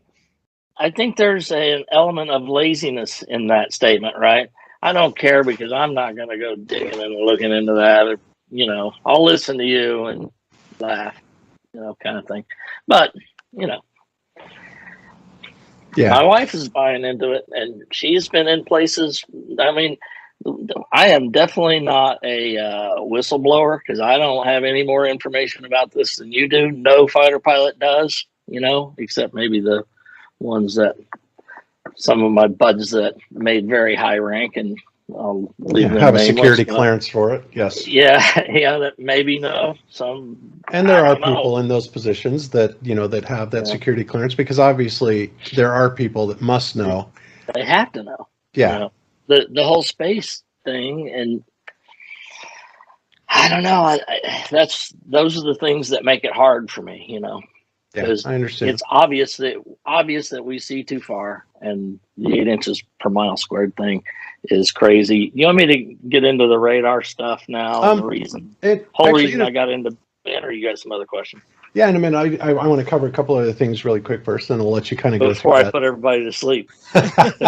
No, not at all. There's a lot of, there's a lot of areas. I have to say that Mike showed us his me room. Is that what you call it? Your me room? Your me wall? I love me room. Every fighter pilot has one. So that gives me credibility amongst fighter pilots right there. They know I'm not lying. I really am one because I got a me room. Yeah, and as you can see behind him there, he's got the F-16 things on the wall, and all around him. He showed us earlier all of his, medals and awards and training and squadron information and aircraft. I mean, everything. Wow, what a career you've had! It's absolutely amazing. Would you mind covering I some would of have that? paid them. Would you mind covering some of your education and training? Yeah. Well, in college, I got really lucky. I always knew I wanted to be I thought I wanted to be a civilian, kind of like a corporate pilot or something like that. I wanted to fly. I've been flying since I got my license on my 16th birthday. So I've been flying for literally as long as I could have. I was blessed with that and at a young age, but, ROTC in college, there's a 2-year program and a 4-year program. I had longer hair back then. I almost said back in the day, but I didn't say it because that would be. I'm watching you. Anyway, 2-year program, 4-year program, and I'm like, I'll take the 2-year program. Why would you do 4 if you can get it done in 2? Well, I was talking to my advisor one day, and he goes, it was like in the end of the first semester. What do you want to do, kind of thing? Well, I need to get in the Air Force and get hours so I can be a pilot, right? So he goes, why aren't you enrolled in that? I'm like, 2-year program. No, you're not going to get a slot unless you get over there and beg to let you in the second semester. So I got in late, and miraculously I got a pilot slot, which, there were only, I don't know, 15 of us that had them out of my college that year. But I went off to pilot training. Pilot training's a year long. Call it UPT, undergraduate pilot training. In the early 80s. I don't want to narrow it down to the year because then people can look it up, blah, blah, blah. Yeah, and I'll try to be as vague as possible. Yes. Yeah, I'll try to be as vague as possible. But I was fortunate enough to do well enough to get a fighter out of there. We only had, I don't know, six or so fighter assignments out of 30 people. So I got a fighter and got my first choice. I got an A-10. So I went and flew A-10s at a very beautiful location in stateside. And did that for 3 years and then ended up flying OV-10s, which is, you get a bad deal for a good deal kind of thing. The Air Force always does that to you. Bob, you probably remember, here's a shiny thing, but you got to do this thing first, right? Yeah. I went and did OV-10s, but I loved it. I was a forward air controller, and so close air support was a big thing to me. And I learned so much, even though the top speed on the OV-10 is like the actual airframe speed is 350, but you can get anywhere near that, even straight downhill. But anyway, from there, I got my good deal. I got my F-16 out of there, and I did that for 12 years, mostly in Europe. But one assignment, my last assignment, was back here in the States at an exercise facility where I got to fly every block and model of the airplane. It was pretty awesome. Wow, that is incredible. That's it. And you mentioned Okay. you have actually been in combat situations as well. Or can you talk Yeah, about any of those? I had to had the opportunity to fly in combat. I have about somewhere in the neighborhood of 400 hours in combat. Had some surface to air missiles shot at me, but it's kind of a funny story where, disciplined, trained fighter pilots, right? And you would, in training, it's always, if a surface to air missile comes up, or simulator or whatever, you're very direct on the radio, like, Cujo 1's defending Sam right 2 o'clock bearing 045, No, in the real situation, you just get on the radio and sound like a little girl and yell, Sam! I have a buddy Buster that every time I talk to him, he yells, Sam! But yeah, not my coolest moment ever. In every situation, you want to sound like calm and collected on the radio, right? So, you got an engine on fire, you're supposed to just go, yeah, engine on fire. I'll be ejecting here shortly. I don't know how I That's would neither here report. nor there. You I guys don't know. have to pull in the reins on me. I'll get off on a tangent. I'm old. That's okay. I have no idea how I would report like a sidewinder coming up my 6. Yeah. Well, this was an SA6, and I was a little nervous about it, but I got even later. Excellent. But Okay. that's a story for another day. All right. Beautiful. So, all right. So you've been looking into this for a while, and as you told me earlier, you started in with Ben's stuff, and then you kind of came across Jaren and then Globebusters, and that was awesome to hear. And I have to tell you that what you're doing here is amazing, because so many people are afraid to speak out because of the consequences and what they'll try to do to you. You have people like Wolfie 6020 out there and George Nutsack, and these people will try and go after people's careers, and it's horrible what they try to do. So I have to say it's very commendable. It's very brave, and you've already kind of gotten a taste of that with Wolfie 6020, and you've had some interactions with him. And I'm just curious, you mentioned me earlier that he gave you a quiz, he gave you his airline, pilot quiz. He thinks he knows everything. And when you answered the question, then he came back and then accused you of simply looking it up. And it's like, well, geez, anybody could have looked it up. I answered his questions right too, but that didn't stop him from, Yeah, there's no winning with those guys, right? They're going to try to do, debunked in 2 minutes. And by the time I left Ben's chat on that video, I'm like, I'm just out of here. And then, of course, because I disappeared, it's, obvious he was not whatever. I'm not in my previous life, it was rare that my integrity would be called into question. So I didn't even really consider that kind of thing. I should have. I mean, I don't believe everything I see on the internet either, but whatever. But yeah, Woofy 911 369, whatever his name is. Yeah. Well, he's like I said, paid, so he is a paid operative. He's bragged about it, and nobody can stand him. He is a liar to the nth degree, and he's the guy that they call in when they really think they've got a problem, right? And why they would, we've had our interactions with him as well, especially recently with the Second Son thing, and I just thought it was ironic that they would call him in. It's like, what? Like, this airline pilot is supposedly a expert on astronomy now, and and the accusations that he comes up with are just crazy. So I wouldn't think too much about him. And people are going to look at you and they're going to judge you on your own merits and what they think of you, the man, and not what Wolfie says, because Wolfie has pretty much shown his hand and what he is and who he is, and that's not a good person at all. Well, I appreciate that, Bob, but like I said, there's no way to argue with those guys, because any question you answer, you just looked it up on the internet and he's not a real pilot, whatever. It's not like it's that special. I was just a pilot that kind of started thinking about 8 inches per mile squared. It ain't that big. Yeah. And it's funny though that you say that, because I didn't think that much of it either, you know, and I got my pilot's license back in 1978 also. And it was like, people think that because you're a pilot, you have this magical knowing, right? About how all the curvature of the world works. And it's like, no, they never teach you about that in any part of flight training. In fact, everything they do teach you is directly related to a flat stationary Earth, from your textbooks, which literally come out and state that, to your first days in your aircraft with your flight instructor. And he says, see that point on the horizon out there? You pick that point and you fly to it. And you will fly a straight and level flight, you know, and it's that simple.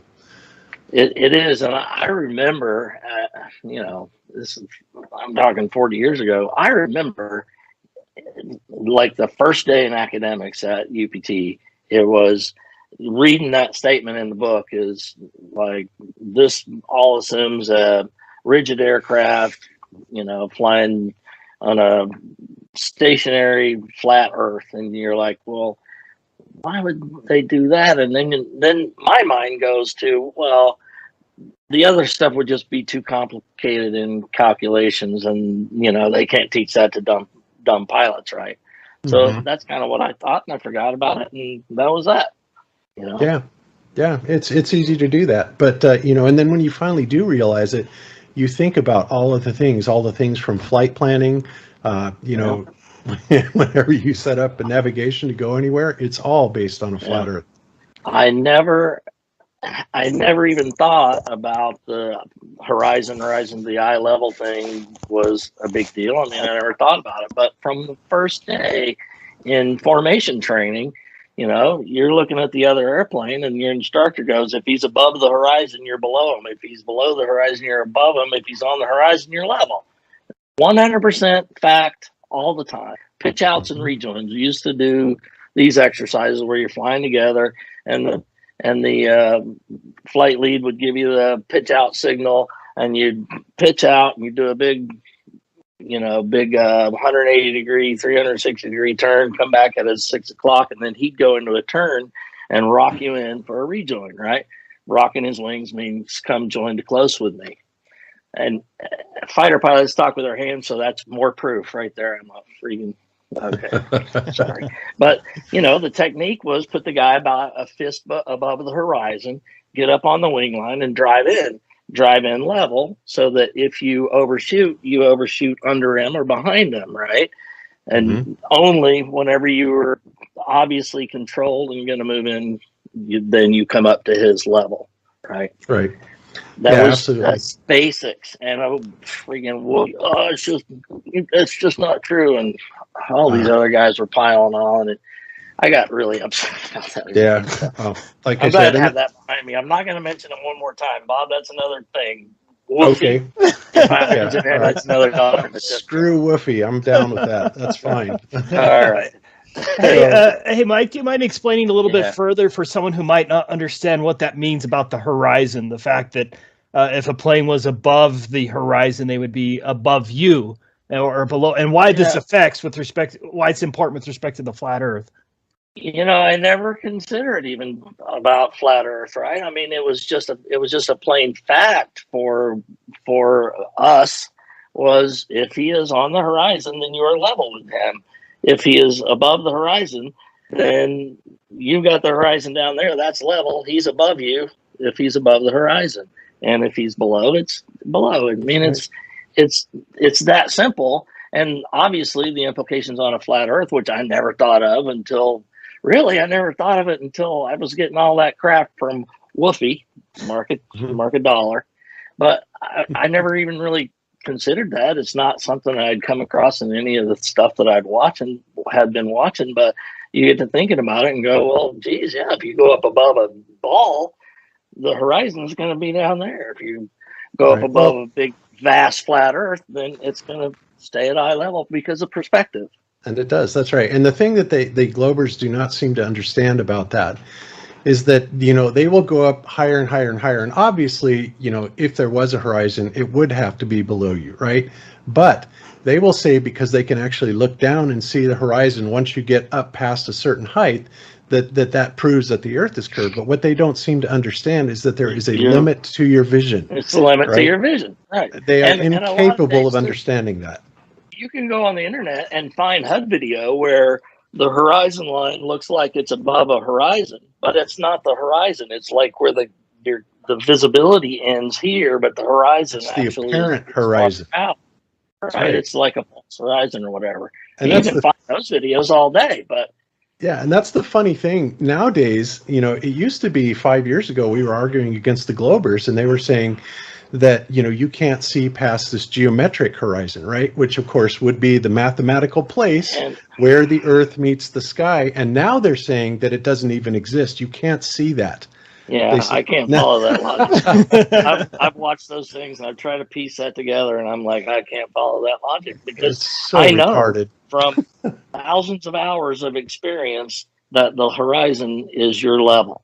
I mean, it's at eye level, it's your level. Anything above it is above you. Anything below it is below you. I mean, that's fact. So, and any of my old buds that are watching this will go, yeah, Cujo's right about that one. I'm going to look that up. Yeah, absolutely. So, I think that's a foregone conclusion. The ballers, they have to say stuff like that because, once the Black Swan came out, and I assume you're familiar with the Black Swan. Yeah. That pretty much annihilated the idea of any geometrical horizon because there simply isn't one, and it is apparent, and that's what the flat earthers have always said. And that apparent horizon, like I said, when you get up to 40, 30, 40, 50,000 feet, there will be a slight drop in the apparent horizon, but that is only because of the limitations of your visibility. And they, they can't comprehend that. But more importantly, as a fighter pilot, you depend on that type of observation. When you are like in combat, you have like a high-speed closure situation where you're coming together. You said it's sometimes around 1,500 plus miles per hour.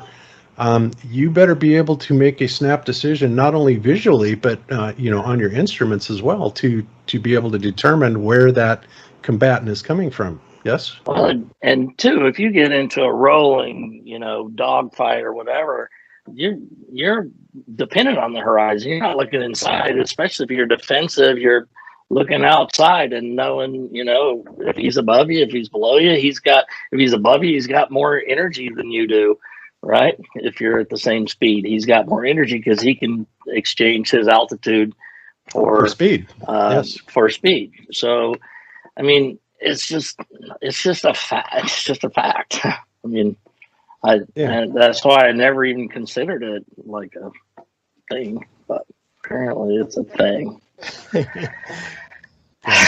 So, that was one of the videos. And of course, Ben, I don't know if you saw it, but when I'm sure you did, when he played your video, he actually ran an instructional video about the particular piece of equipment that you were using when you were scanning with the radar. Can you talk about that a little bit? Well, I don't know if I know exactly your question. The APG 68. Yeah, APG 65. APG 68. Yeah, sorry, I didn't know the model. I can tell you how that works. Not like from a beeps and squeaks level, but from I can tell you that part of it. Yeah, I can tell you that I'll part of let it. you Yes, fill in. I'm the radar guy. Well, this radar on the Viper is it's got a huge scan volume, right? Plus or minus 60 of the nose, left and right, and 4 bars up and down.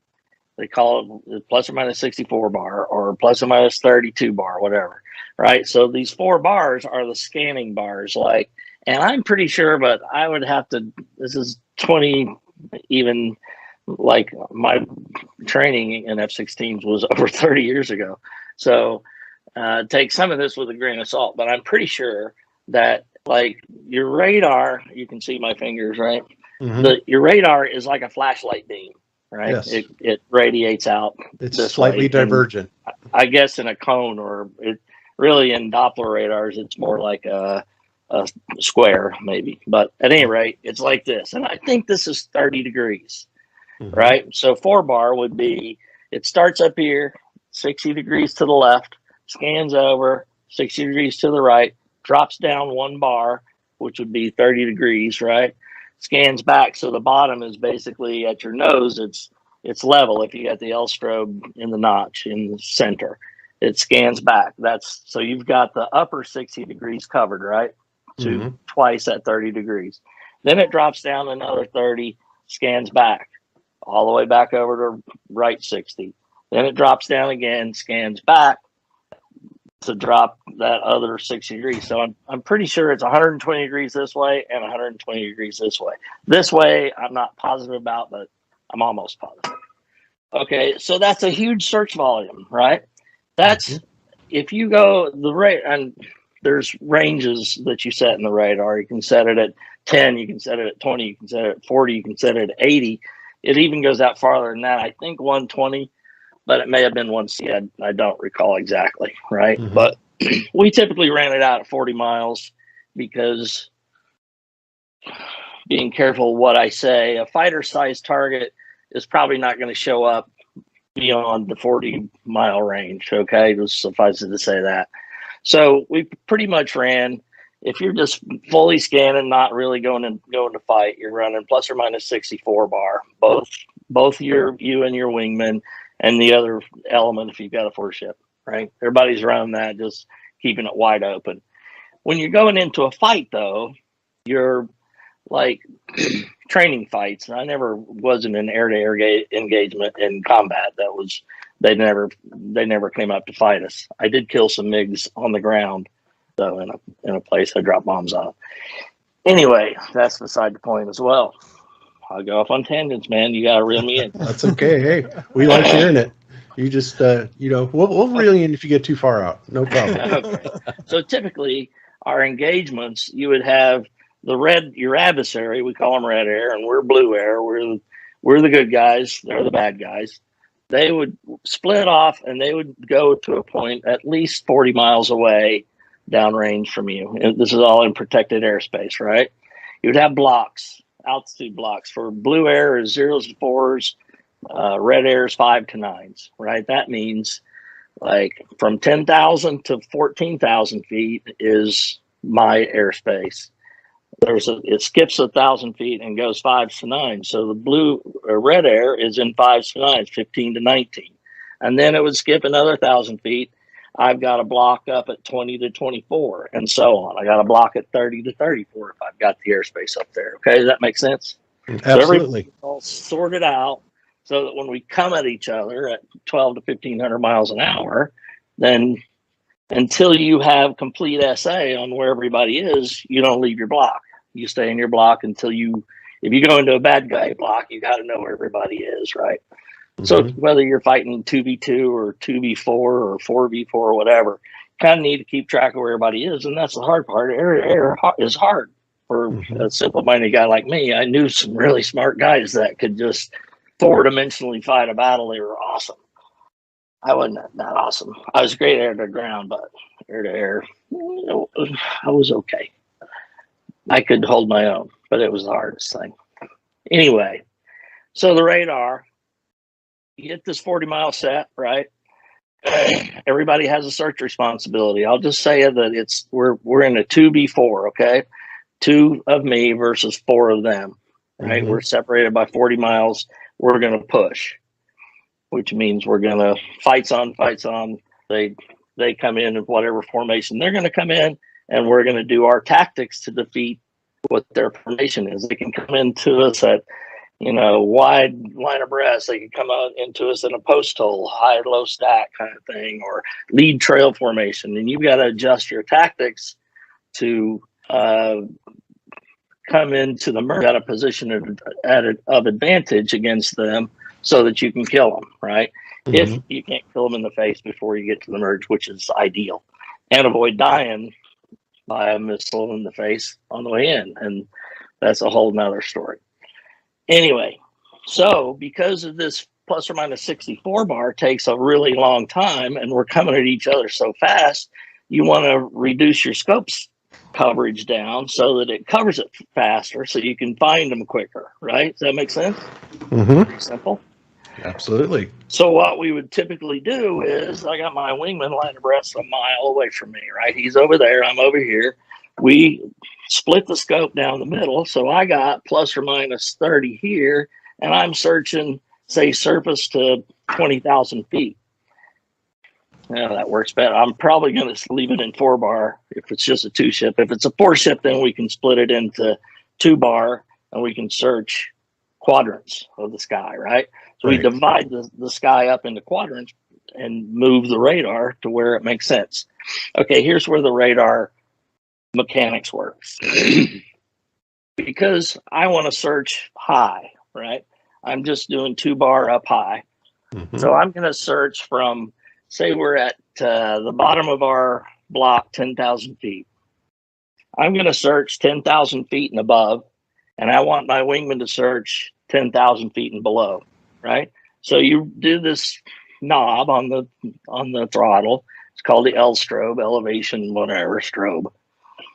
You can roll the radar search volume up so that there's a number on the cursor, right? The bottom number is the lowest bit.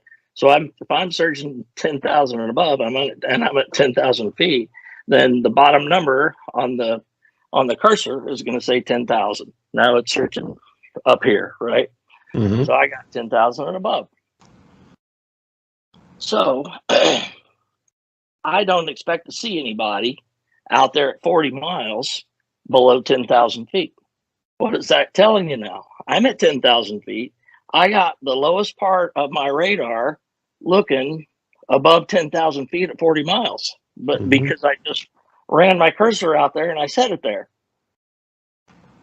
What happened to the curvature between me and 40 miles? I would really be searching higher than that, right? If I set the cursor, the bottom of my cursor, basically level with the nose of my airplane, can you see what I'm saying? I there and I run that all the way out to 40 miles.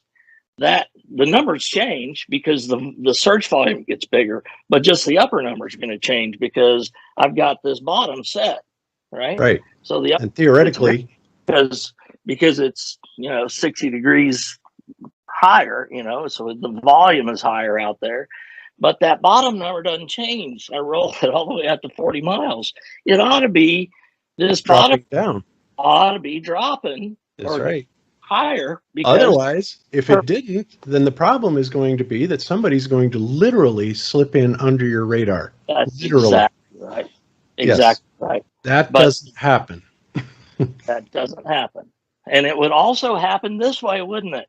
When I scan out there, when I'm looking 60 degrees right, 10,000 and above, and 60 degrees left, 10,000 and above, I'm losing guys under over there too, right? Because it's curving this way. So I would have no coverage below, you know what I'm saying? I do. Yeah. And yeah, absolutely. In other words, what they have completely failed to do in these situations is to set you up to be able to cover the curvature of the Earth. Because there isn't any, because that would be a gross negligence, really. And Yeah. because Well, I know the people radar could sneak doesn't up from underneath you. That's right. I know it doesn't do this, right? It Right. does And this. some people will say, well, then how come you just don't turn on your max radar all the time for full range? Well, the problem Because with that it is takes way too long to get through the whole scan. exactly At the closure rates, then they would be in on us before we found them. that's right, because you have in radar, you have a pulse recurring frequency, a pulse recurring time, and depending on how those are set is what depends what the maximum range of the radar is. Okay, and also the resolution, whether or not it's going to give you data back, and the response time as well, because all of that stuff takes time. You said resolution. Here's another word for you to confirm I'm a fighter pilot. Res cell. Guys can hide inside the resolution of your radar at range. They can be basically inside of 1 pixel, right?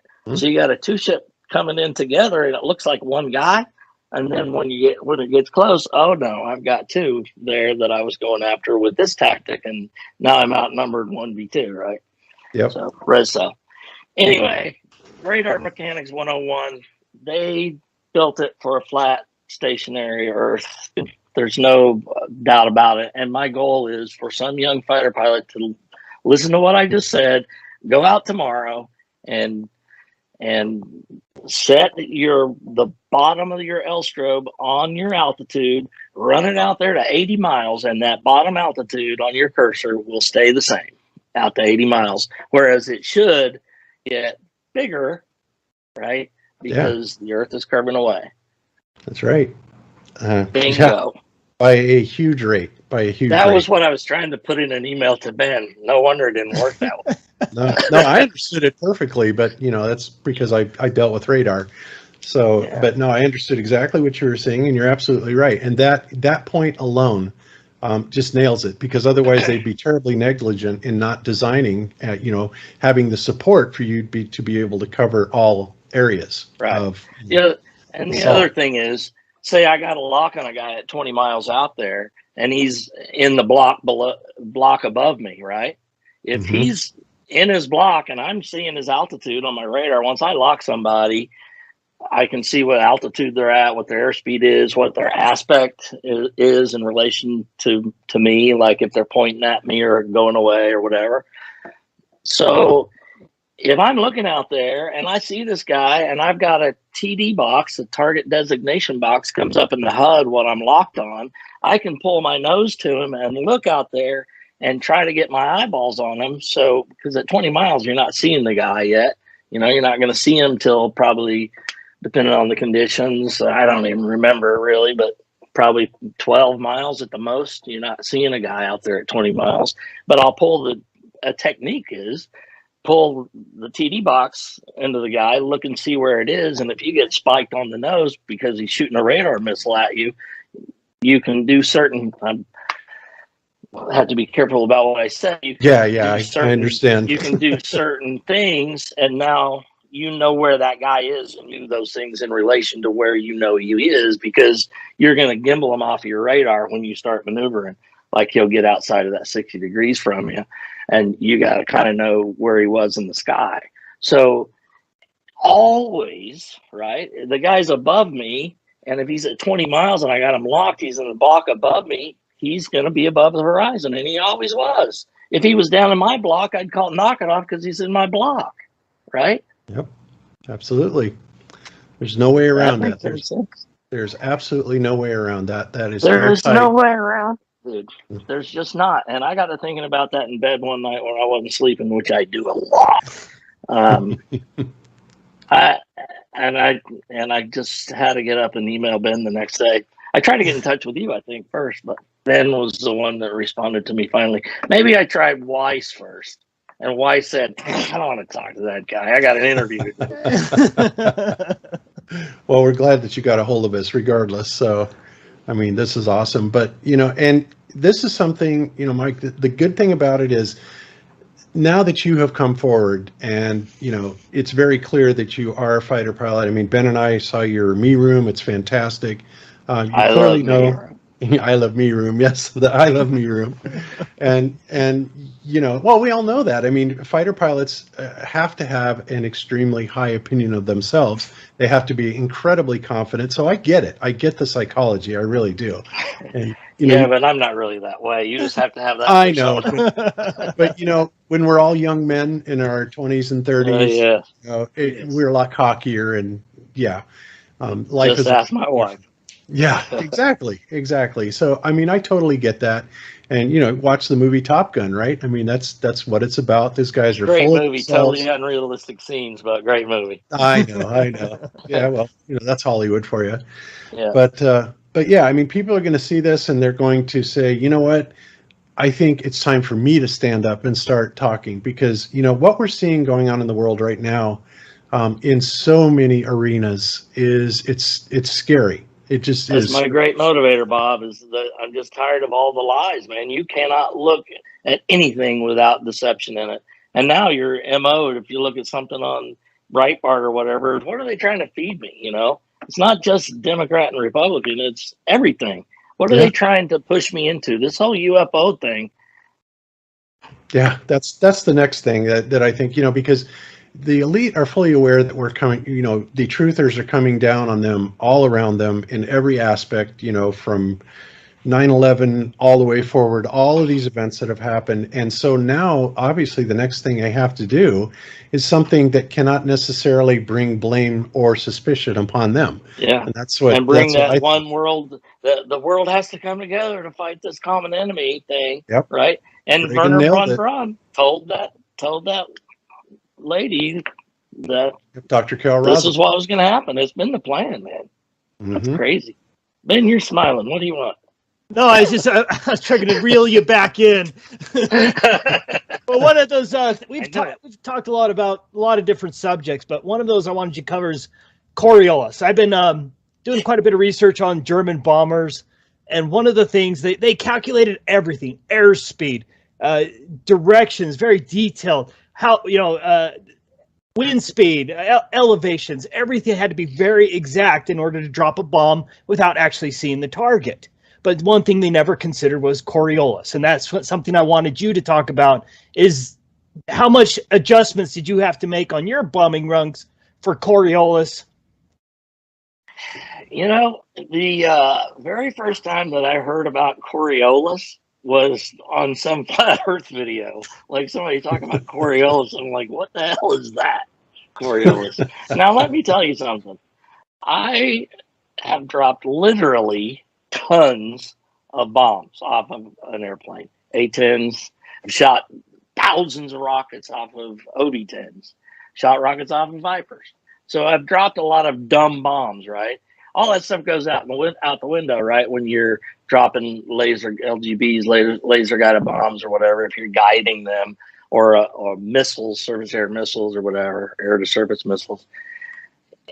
All that guidance stuff takes this whole argument out of the picture. But I've literally dropped tons and tons of dumb bombs. As a side note, our practice bombs are called BDU 33s. 33. Illuminati confirmed. Yes. Actually, I think they're 33-pound bomb dummy units. 33. 33 Anyway, bomb little dummy units. blue bombs with a shotgun charge in it. And I did a lot of manual bombing in the A-10. I was flying the A-10 before INS. I even flew some A-10s before they had ILS, instrument landing system, but INS, inertial navigation system. We had ring laser gyro jets and some that were standard gyros. I don't know, whatever. He always wanted the ring laser gyro jets because they were supposed to be better, but still, all of the INSs sucked back in the early 80s. You had to update them or they would drift like 3 miles on a mission because you're maneuvering, they get off. So you'd have to fly over a known point and reel it back into where you are. But I grew up a map to ground guy, time, distance, and heading guy. So anyway, tons and tons of bombs and all different, from 60-degree dive bombs, 30-degree dive bombs, 20-degree, low angle, 10-degree, and from all kinds of situations back in the day. Dang it. There's another one. We used to think that the way we were going to go fight a war was low altitude, flying under the radar, in the ground clutter, so you could defeat SAMs and stuff. So in the Hog, in the A-10, we were low altitude kings. I mean, you could get checked out in certain situations to 100 feet. So you're rooting around at 100 feet, low ass altitude, and a typical bombing run was done out of a pop pattern. So you would action at a certain distance away from the target. You'd turn so many, like 30 degrees or 45 degrees or whatever it was, depending on what you're trying to accomplish, and pop up. And then you'd have a pull down altitude and an apex altitude. And you'd have to roll out right on like the numbers, or you're going to miss because it's just a dumb bomb. It's going to come off when, the geometry says it's going to hit the target, and all that stuff is figured out for you. And you're supposed to fly exactly the profile and be exactly on airspeed, have the pipper on the target. And And we used to have a saying, all you got to do is put the thing on the thing and press the thing.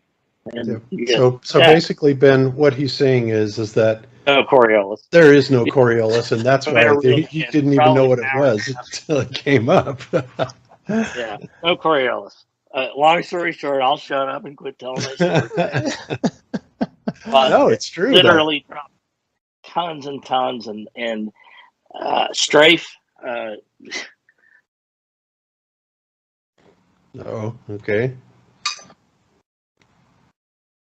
That's a 30 millimeter casing, right? That's the A10 bullet, right? Mm-hmm. It would shoot. Man, this is really reaching back deep into the recesses of my mind, but it would shoot like really close to 100 rounds per second. I think it was 80 rounds per second. It was a 7-barrel Gatling gun, right? So it would go real fast. You could actually see the vapor trail of the bullets from the cockpit. But you could get about a 75% accuracy from a mile, and that's putting the gun cross on the target, right? Maybe correcting for a little bit of wind, but never Coriolis. Nope, never Coriolis. Long range strafe, short range or regular strafe, low angle strafe was the ceasefire was like at 2,000 feet. So it was really fun. If you weren't shooting 100%, you weren't winning. Yeah. And you also mentioned that you've flown at high altitudes as well, right? Oh yeah. 60-degree dive bomb. I mean, you have releases up in the mid-teens, 15,000 feet or whatever above the target. So yeah. So what's the highest elevation you've actually flown, even in the F-16? That you can admit. That would be illegal.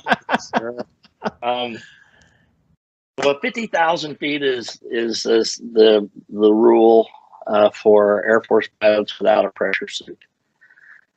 Wow, that high? So 50,000 feet. But I actually got to, I'm pretty sure it was 54, it was either 54.6 or 56.4 one time. And even in pilot training, I had a crazy instructor. He was a Georgia boy. I loved him. He was great. In T-38s, we went up. I don't even know where we were. It had to be cross country or something because we didn't typically have airspace that would go this high. But we got up to like above 50 in the T-38, and he said, "Whatever you do, do not touch the throttles because if you just move a throttle, you're going to flame one out because of the air is so freaking thin." But yeah, that high. I remember that the sky started to take on a different kind of thing. I remember purple, but that could have been just the. It's kind of like what the sky does when or whatever, but it would get really dark, Yeah. and it kind of seemed purplish or whatever. And I always said, yeah, you can see the curve, but what I saw was the circle of my vision. Your own vision. That's Exactly. what you see. And it's kind of like what we see when we launch a balloon up that high. We see the sky turn, to a dark. Yeah, it was really cool looking. Man, I tell you, I believe there's some sort of containment. I think of firmament. I remember flying out over Turkey, eastern Turkey, going into northern Iraq. Back in the day, Bob, make a mark because I got another one. because I owe you. We would go out. It's about an hour drive from where we were, and go up to about 30,000 feet. It's so dark because there's no lights out in the eastern Turkey. I don't even know if they have electricity out there, but you turn off all the cockpit lights and just look up, and you could see I don't know. I called them micrometeors at the time. I don't know what it was, but it was just kind of like little sparkles. It was so beautiful, and man, I wish I knew then what I know now. Because you'd be looking at it in a whole different way, wouldn't you? Yeah, it was fascinating then, and when I finally got into night vision goggles, which was later on, man, you see something all the time. Little, yeah, that's crazy. So, Yeah, and I haven't ever flown that high, but it's interesting to hear you say that it looks like there's a bunch of sparkles up there because I've been looking at the firmament and I'm a big believer in the firmament. I mean, to me, there's no way that it can't be there. It must be there. Oh, There's those rockets hitting mountains off of of evidence for it. Yeah, Yeah. there's a ton of evidence for it, and our sky is very, very much electrical, and so yeah, I just when you said that when you have all these sparkles up there, you're probably seeing kind of like miniature meteor showers, sort of up there, up close and personal. like electrical discharges, probably. Very much so. of some That's what sort. meteors actually are. They're not. Yeah, not what you always thought it was. No, it is not what they tell us it is. That's ridiculous. I mean, none of these meteors ever hit the ground either.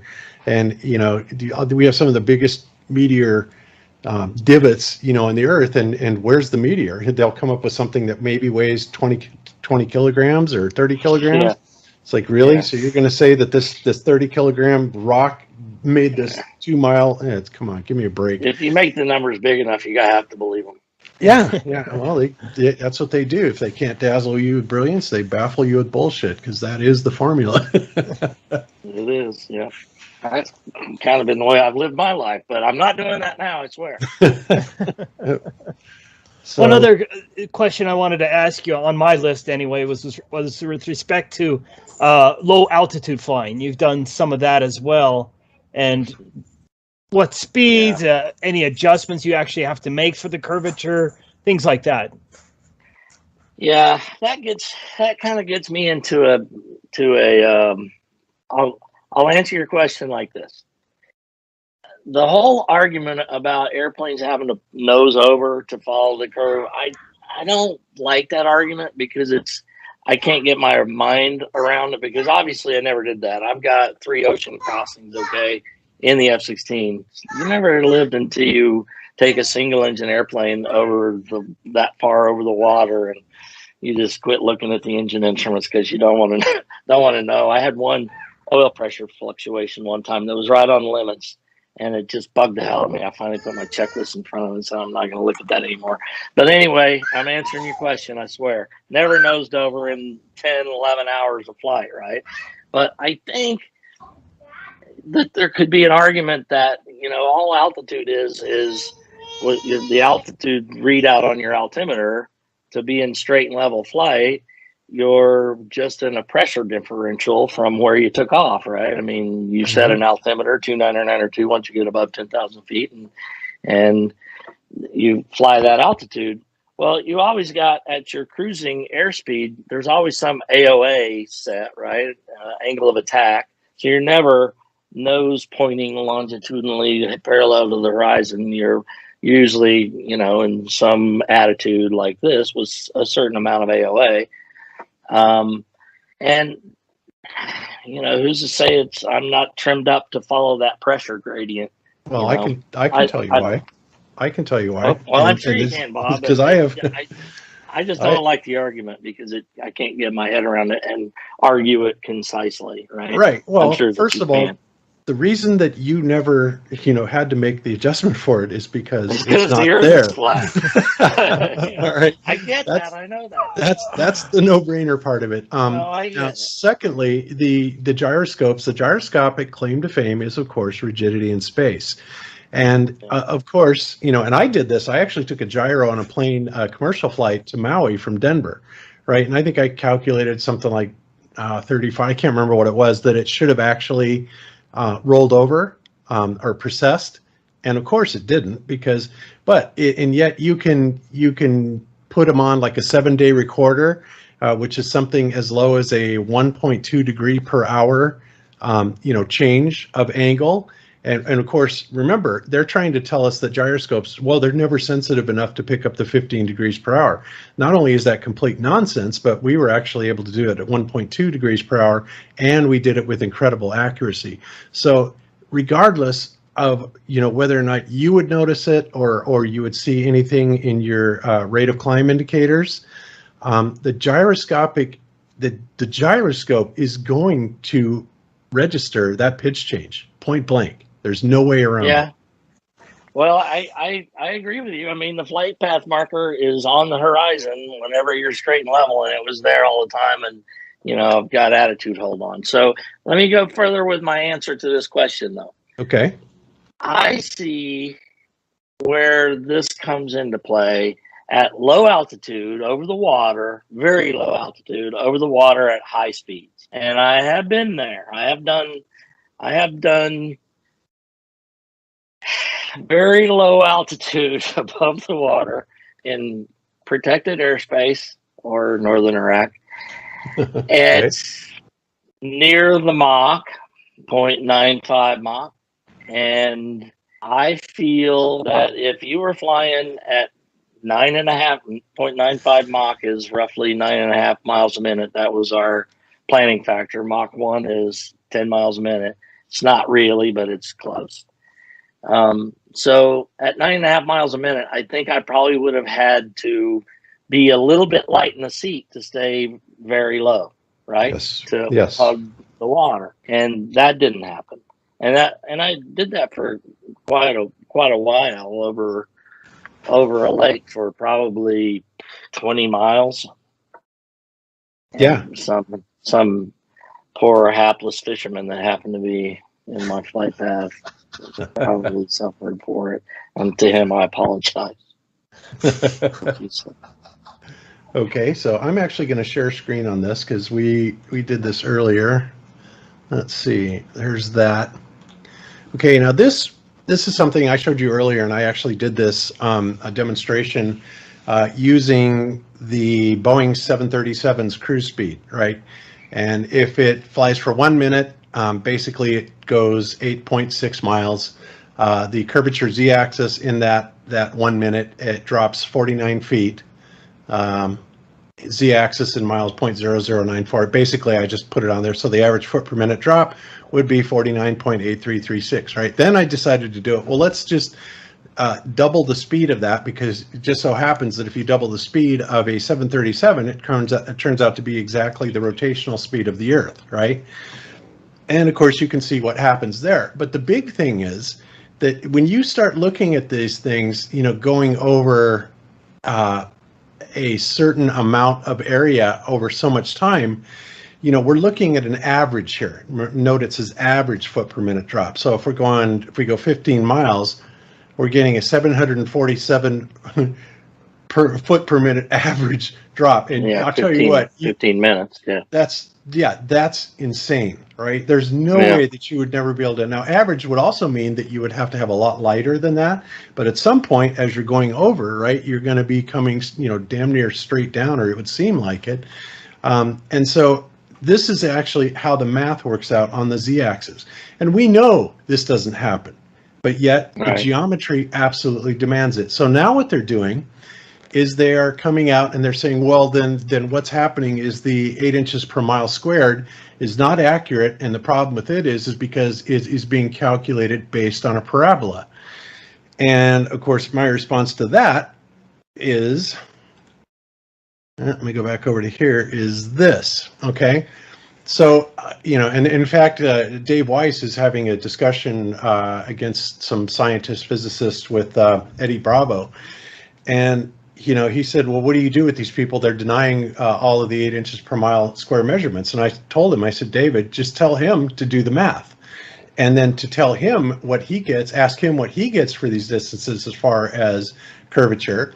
And you can compare it then to 3 different methodologies that I put out here. 8 inches per mile squared using the Sagitta or AutoCAD, okay? And as you can see, these things are all really good. Even if you go up to 500 miles, 31.53 miles, 31.57, 31.7, it's just a couple of tenths off, right, as far as curvature. So it's good now at 500 miles, even at 1,000 miles, we're no more than a mile off, right? So they cannot deny this. I mean, it checks out in every conceivable mathematical permutation, right? It just is what it is, and you cannot take that away from it. And so now they're trying to, first they denied that, the horizon existed, right? The geometric horizon. Well, you can't see it. Now they're denying the 8 inches per mile squared. Well, then all I can say to that is, then tell us what it should be and prove it. And they'll never be able to do that, right? So that's why, you know, I just think that it's amazing the excuses that they come up with, right, to try and shut these arguments down. But, you know, that is what this is based on, just simply by the 8 inches per mile squared. And when you look at these numbers, of course they're absurd. They're absurd because we're not on a globe, because to even remotely come to anywhere near these foot per minute drops over this period of time is complete ludicrous, right? It's lunacy. So, you know, that's what I say to that. Yeah, I'm sure. I don't disagree with you. That's for sure. It's just a really hard thing to get your mind around. But so is the air being stuck to the spinning ball in the column all the way to infinity. That's another one. I mean, how did I ever believe that? I mean, Lord. And every time it's ever put to the test, it always comes up the wrong direction, right? Gravity. It's just gravity. It's gravity. Yeah, it's amazing. That's what gravity. So yeah, so that's, you know, that's what I have to say about it. And I'm really happy, you know, that you have come forward and you know, talked about this, because this, I'm sure, is going to motivate other people to come forward, and, you know, maybe even. Well, I hope so. Depends on what happens to me after this. Well, you know, the trolls are going to be the trolls. Are going to do their job. But there's nothing they can do really, other than, you know, they can preach to their choir, and their choir can say rah rah rah. Yeah, that guy's no pilot, no way. Yeah, he's a dumbass. He doesn't have any idea. Pilots aren't that stupid. They're not that ugly. They're not that short. They're really not that fat. Well, I wasn't a pilot. I wasn't fat 20 years ago, so leave me alone. There is one more thing that I want to cover before we break this up.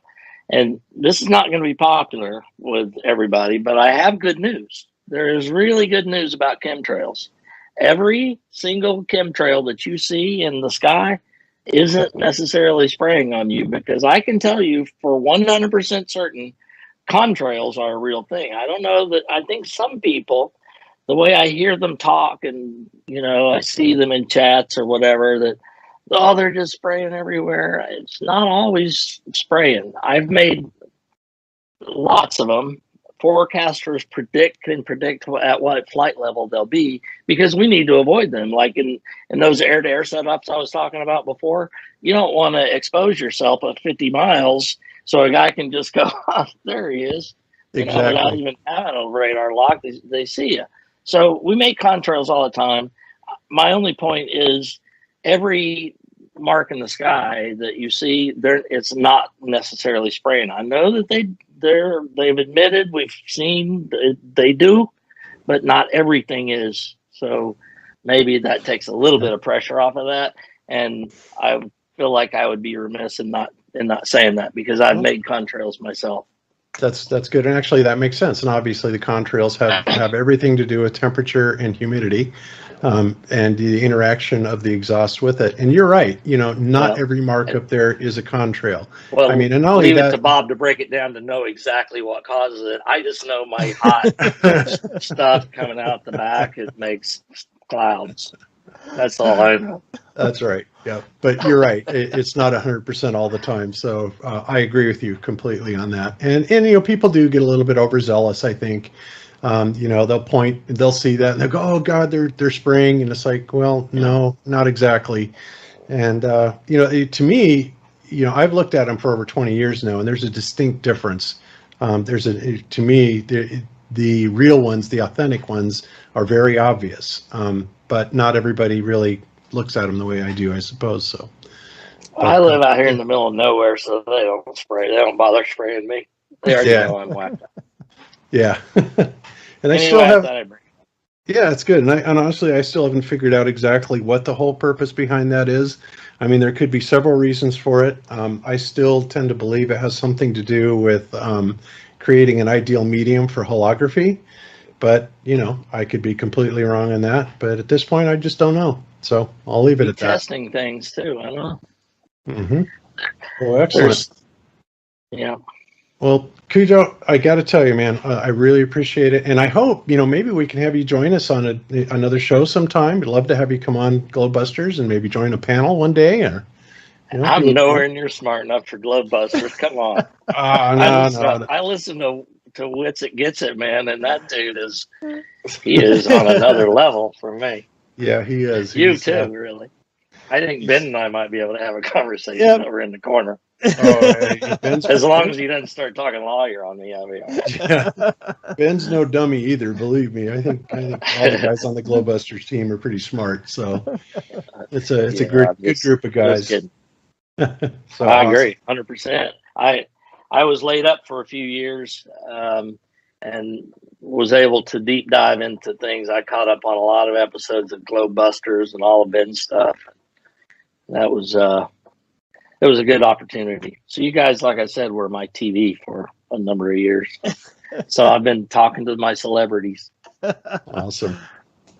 Well, it's been so awesome to talk with you, Mike, and thank you so much for doing this. I actually feel bad for the coming trolls that are going to be attacking you, and all I can say is I'm sorry, but it's not my fault. I know it's coming, but I probably won't even look, to be honest. So they can knock themselves out. I don't care. I'm not going to look. I know my truth. I know you guys know who I am.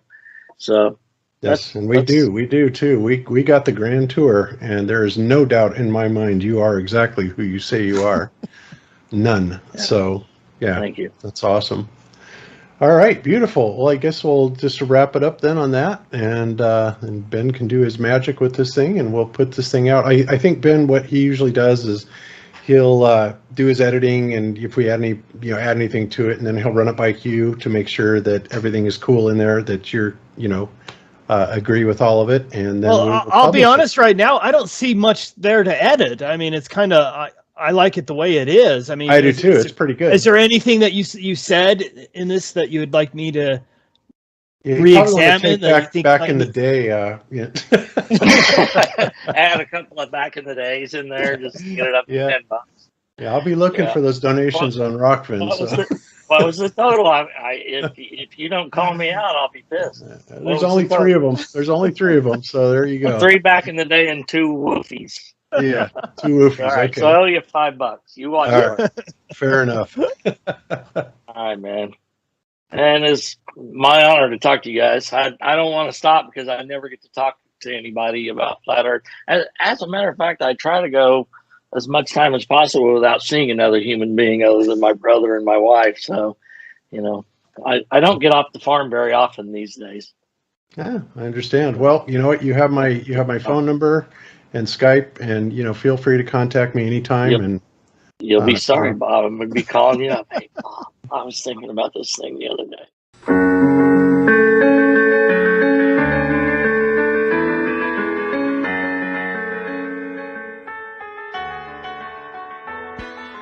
Or is it globe, mate? It's flat. This is flat. Thank you very much, mate. God bless. A man asked the pilot if the Earth is flat. Can I talk to the pilot, please? Right here. You're the pilot? Hi.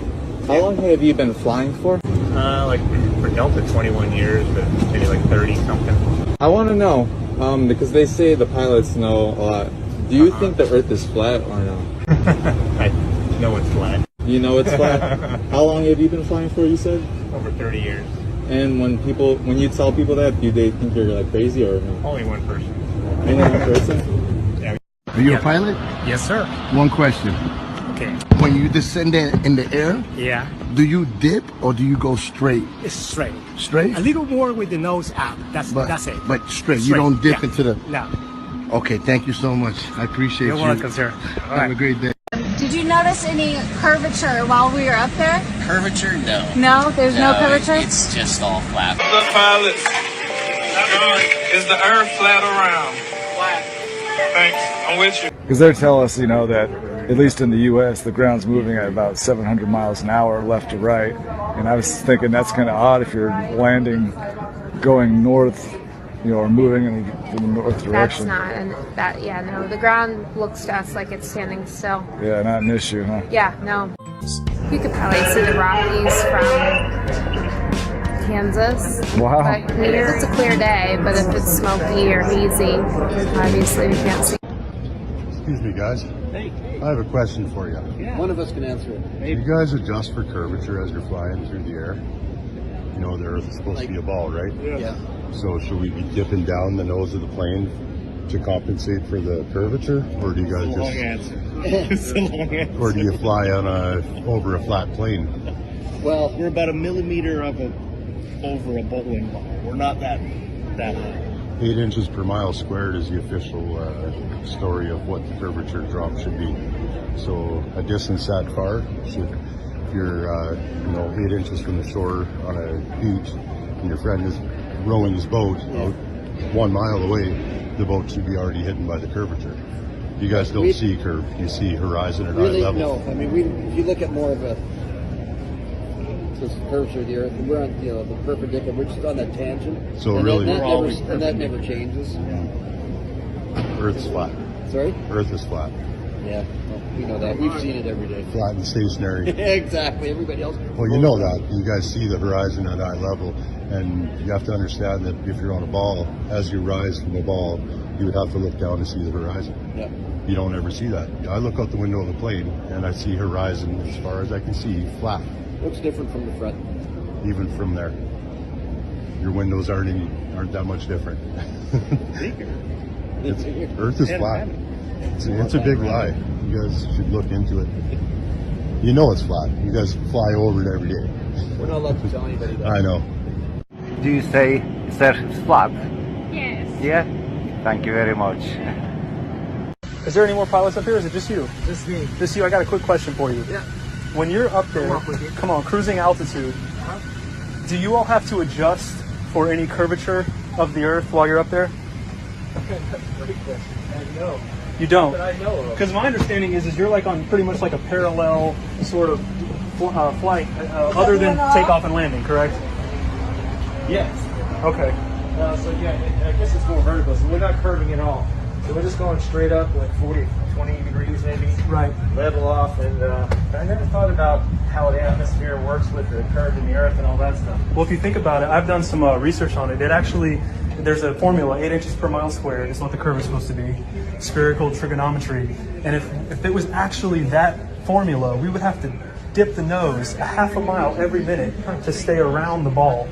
So I just wanted to ask you, as someone who's up there, the plane doesn't do it automatically. You're not adjusting anything, right? No, none of It's that. just flying straight. I've even talked about it in 30 years I've been flying. Yeah, it's funny to think about. So maybe the gases move with it. Yeah. Well, that's what I've heard as a working theory. Is some people think that gravity does something for you, but I mean, I guess the common question goes back to is like, how many parallel flights does it take for you to go around in a circle?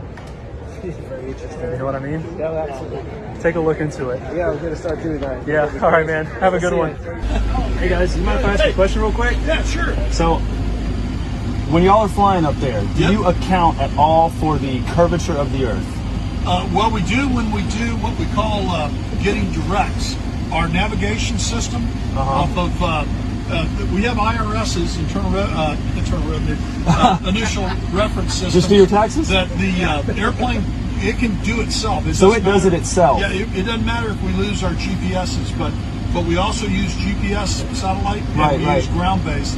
And when we go direct, we no longer fly direct to a point we arc, because believe it or not, because of the marble, it's closer to arc to a point than it is to fly straight. So if the Earth is 25,000 miles in circumference, we have a curvature of 8 inches per mile squared. I'm going to take your word Ride on with that. me. I believe you. If we're riding at about 500 miles an hour, roughly 35,000 feet, in order to stay over that, the plane would have to dip a half a mile a minute.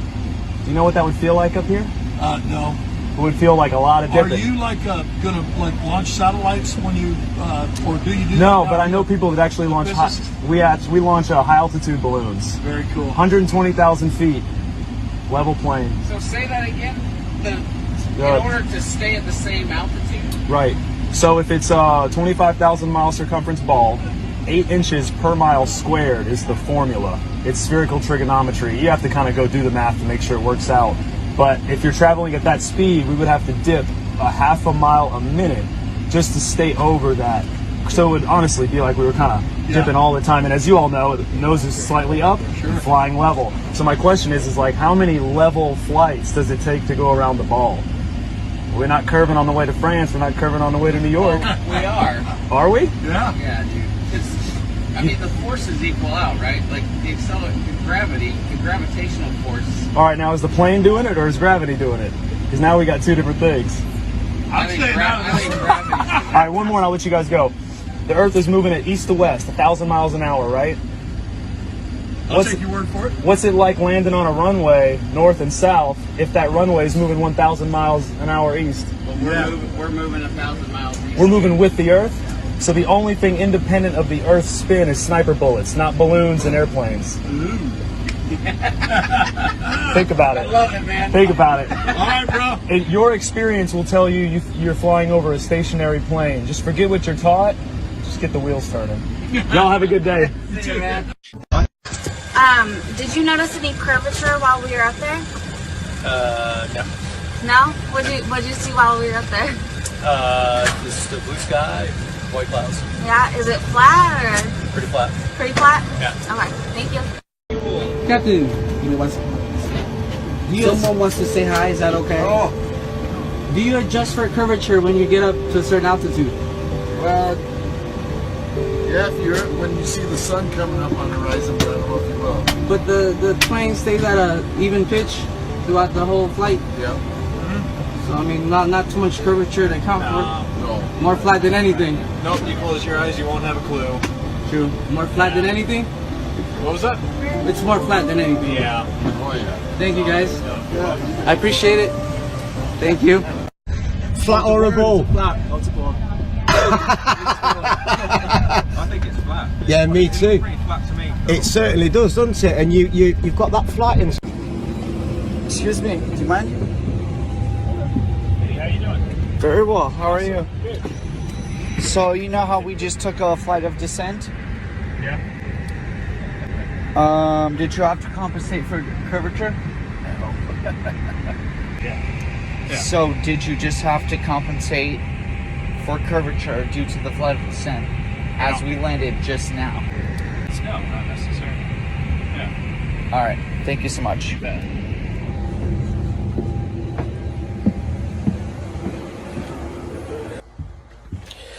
So the pilot just told me that the Earth is flat. Hey, I just want to say thanks for the smooth flight. Alright. I have one question. Is there like a specific angle of downward tilt you have to fly at? 3 degrees. 3 degrees for the curvature of the Earth? Oh, for the Earth? Because, No, we just fly over the troposphere. Really? Yeah. Do you have to keep like kind of going down because? No, they actually have to nose up. They fly. Yeah. Really? Because I was reading some stuff on the flat Earth that made a lot of sense. Have you looked into it? Which one? Sorry? I was reading a lot of stuff on the flat Earth. Okay, yeah. True. It's true? Yeah. Okay, Yeah. all right, cool. All right. God bless, brother. All right, have a good one. You too. I'm a fellow, Casey Josh, I'm a fellow just PPL pilot here. Yeah, nice. I've got a couple of serious questions to ask you. Okay, here we go. Yeah, there's a big time. Curvature. Curvature. Yeah. Yep. We don't allow for curvature, do we? For anything, not for you usually. Yeah. No, we're round. We're a disc, aren't we? Round and flat. Yeah. Sorry. Hey, look, honestly, quite seriously, Yeah. we are, aren't we? Yeah.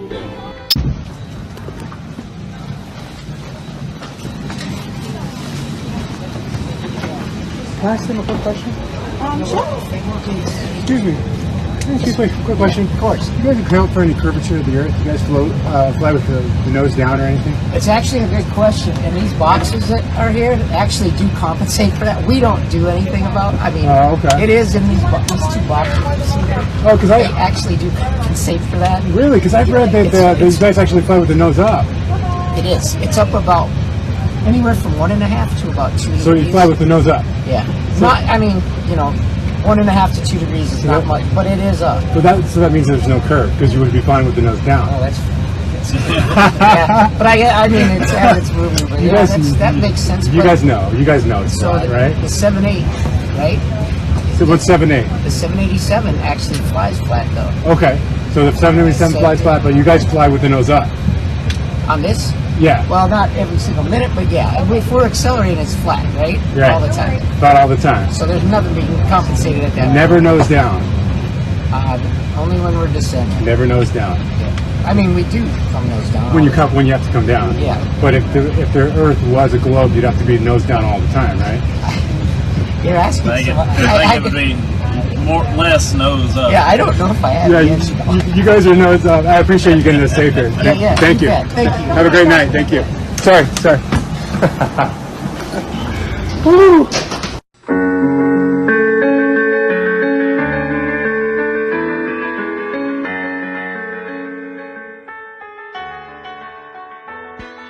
I am so glad you could join me. Now, this started off with a message from James Hollywell. He wanted me to look at a video of an SR-71 pilot claiming to see more than he should be able to see if the Earth was in fact a ball. And I told James after watching the video that I would need the pilot's name and I would need to verify this story simply because in the past I have used other people's information and found it turned out to be false. And I don't want to mislead anybody, folks. So I super double check now before I make any video. And so James went to work and I went to work and he found the pilot name and I went to where he got the article at Aviation Direct Easy Plan. And I said, this story, a real account from a real SR-71 pilot or just a spoof? And I got a reply from a pilot, Jeffrey Peterman. He says, real deal, story from SR-71 pilot, backseater did all the talking. And so then I just replied, thank you very much, Jeffrey, amazing aircraft. And so now I'm going to play you the part of what the pilot says, and then we're going to analyze his distances and show you that, in fact, the Earth is not a globe. Air Force Major Brian Schul is the pilot of the SR-71 on this day, and his co-pilot is Walter, who is in the back of the plane working all the radio equipment. And so I checked this out on Air and Space to get the pilot's name and to verify the story. Be an SR-71 pilot. When Walter and I were doing a training mission around the United States where you just were building up hours and time, and we take off out of Beale, hit a tanker in Idaho, rip on up to Montana, zip across Denver, hang a right turn in Albuquerque, out over Los Angeles, up to Seattle, back into Sacramento, 2 hours, 21 minutes. And you just do that then you do it backwards, and you hit a tanker or two. It was just to gain crew coordination, build your hours. We're on our last training mission. We're over Tucson. I can see downtown LA from Tucson. We're at 89,000 feet. I can see the whole western United States bathed in a warm October fall glow. SR-71 Air Force pilot Brian Schul states that he was flying above Tucson, Arizona at 89,000 feet, and he was able to see Los Angeles and the whole western seaboard. Now, of course, this is not possible if the Earth is in fact a spinning ball, because Brian Schul's max view distance would have only been 365 miles, Los Angeles being covered up by 9,970 feet of curved Earth. Let's continue. I can see the chain of Rocky Mountains from Canada to New Mexico. Oh, what was that, Brian? Did you just say you could see all the Rocky Mountains from New Mexico to Canada? I can see the chain of Rocky Mountains from Canada to New Mexico. I guess Brian did say that. So, from the tip of New Mexico to the very edge of Canada is 1,150 miles. Now, I'm assuming Brian was still flying over Tucson when he saw the Rocky Mountains, but even if he wasn't and was in the middle of the Rocky Mountains, his max view distance would not allow him to see either New Mexico or Canada, simply because the Earth is supposed to be curved. If Brian was still flying over Tucson, Arizona, and saw the Rockies extend from New Mexico to Canada, that's 77 miles of missing curved Earth. If he was in the center of the Rockies, he still only has a max view at 365 miles at 89,000 feet. Folks, throw your globes in the trash, wipe the tears away. The Earth is flat, proven by the United States Air Force.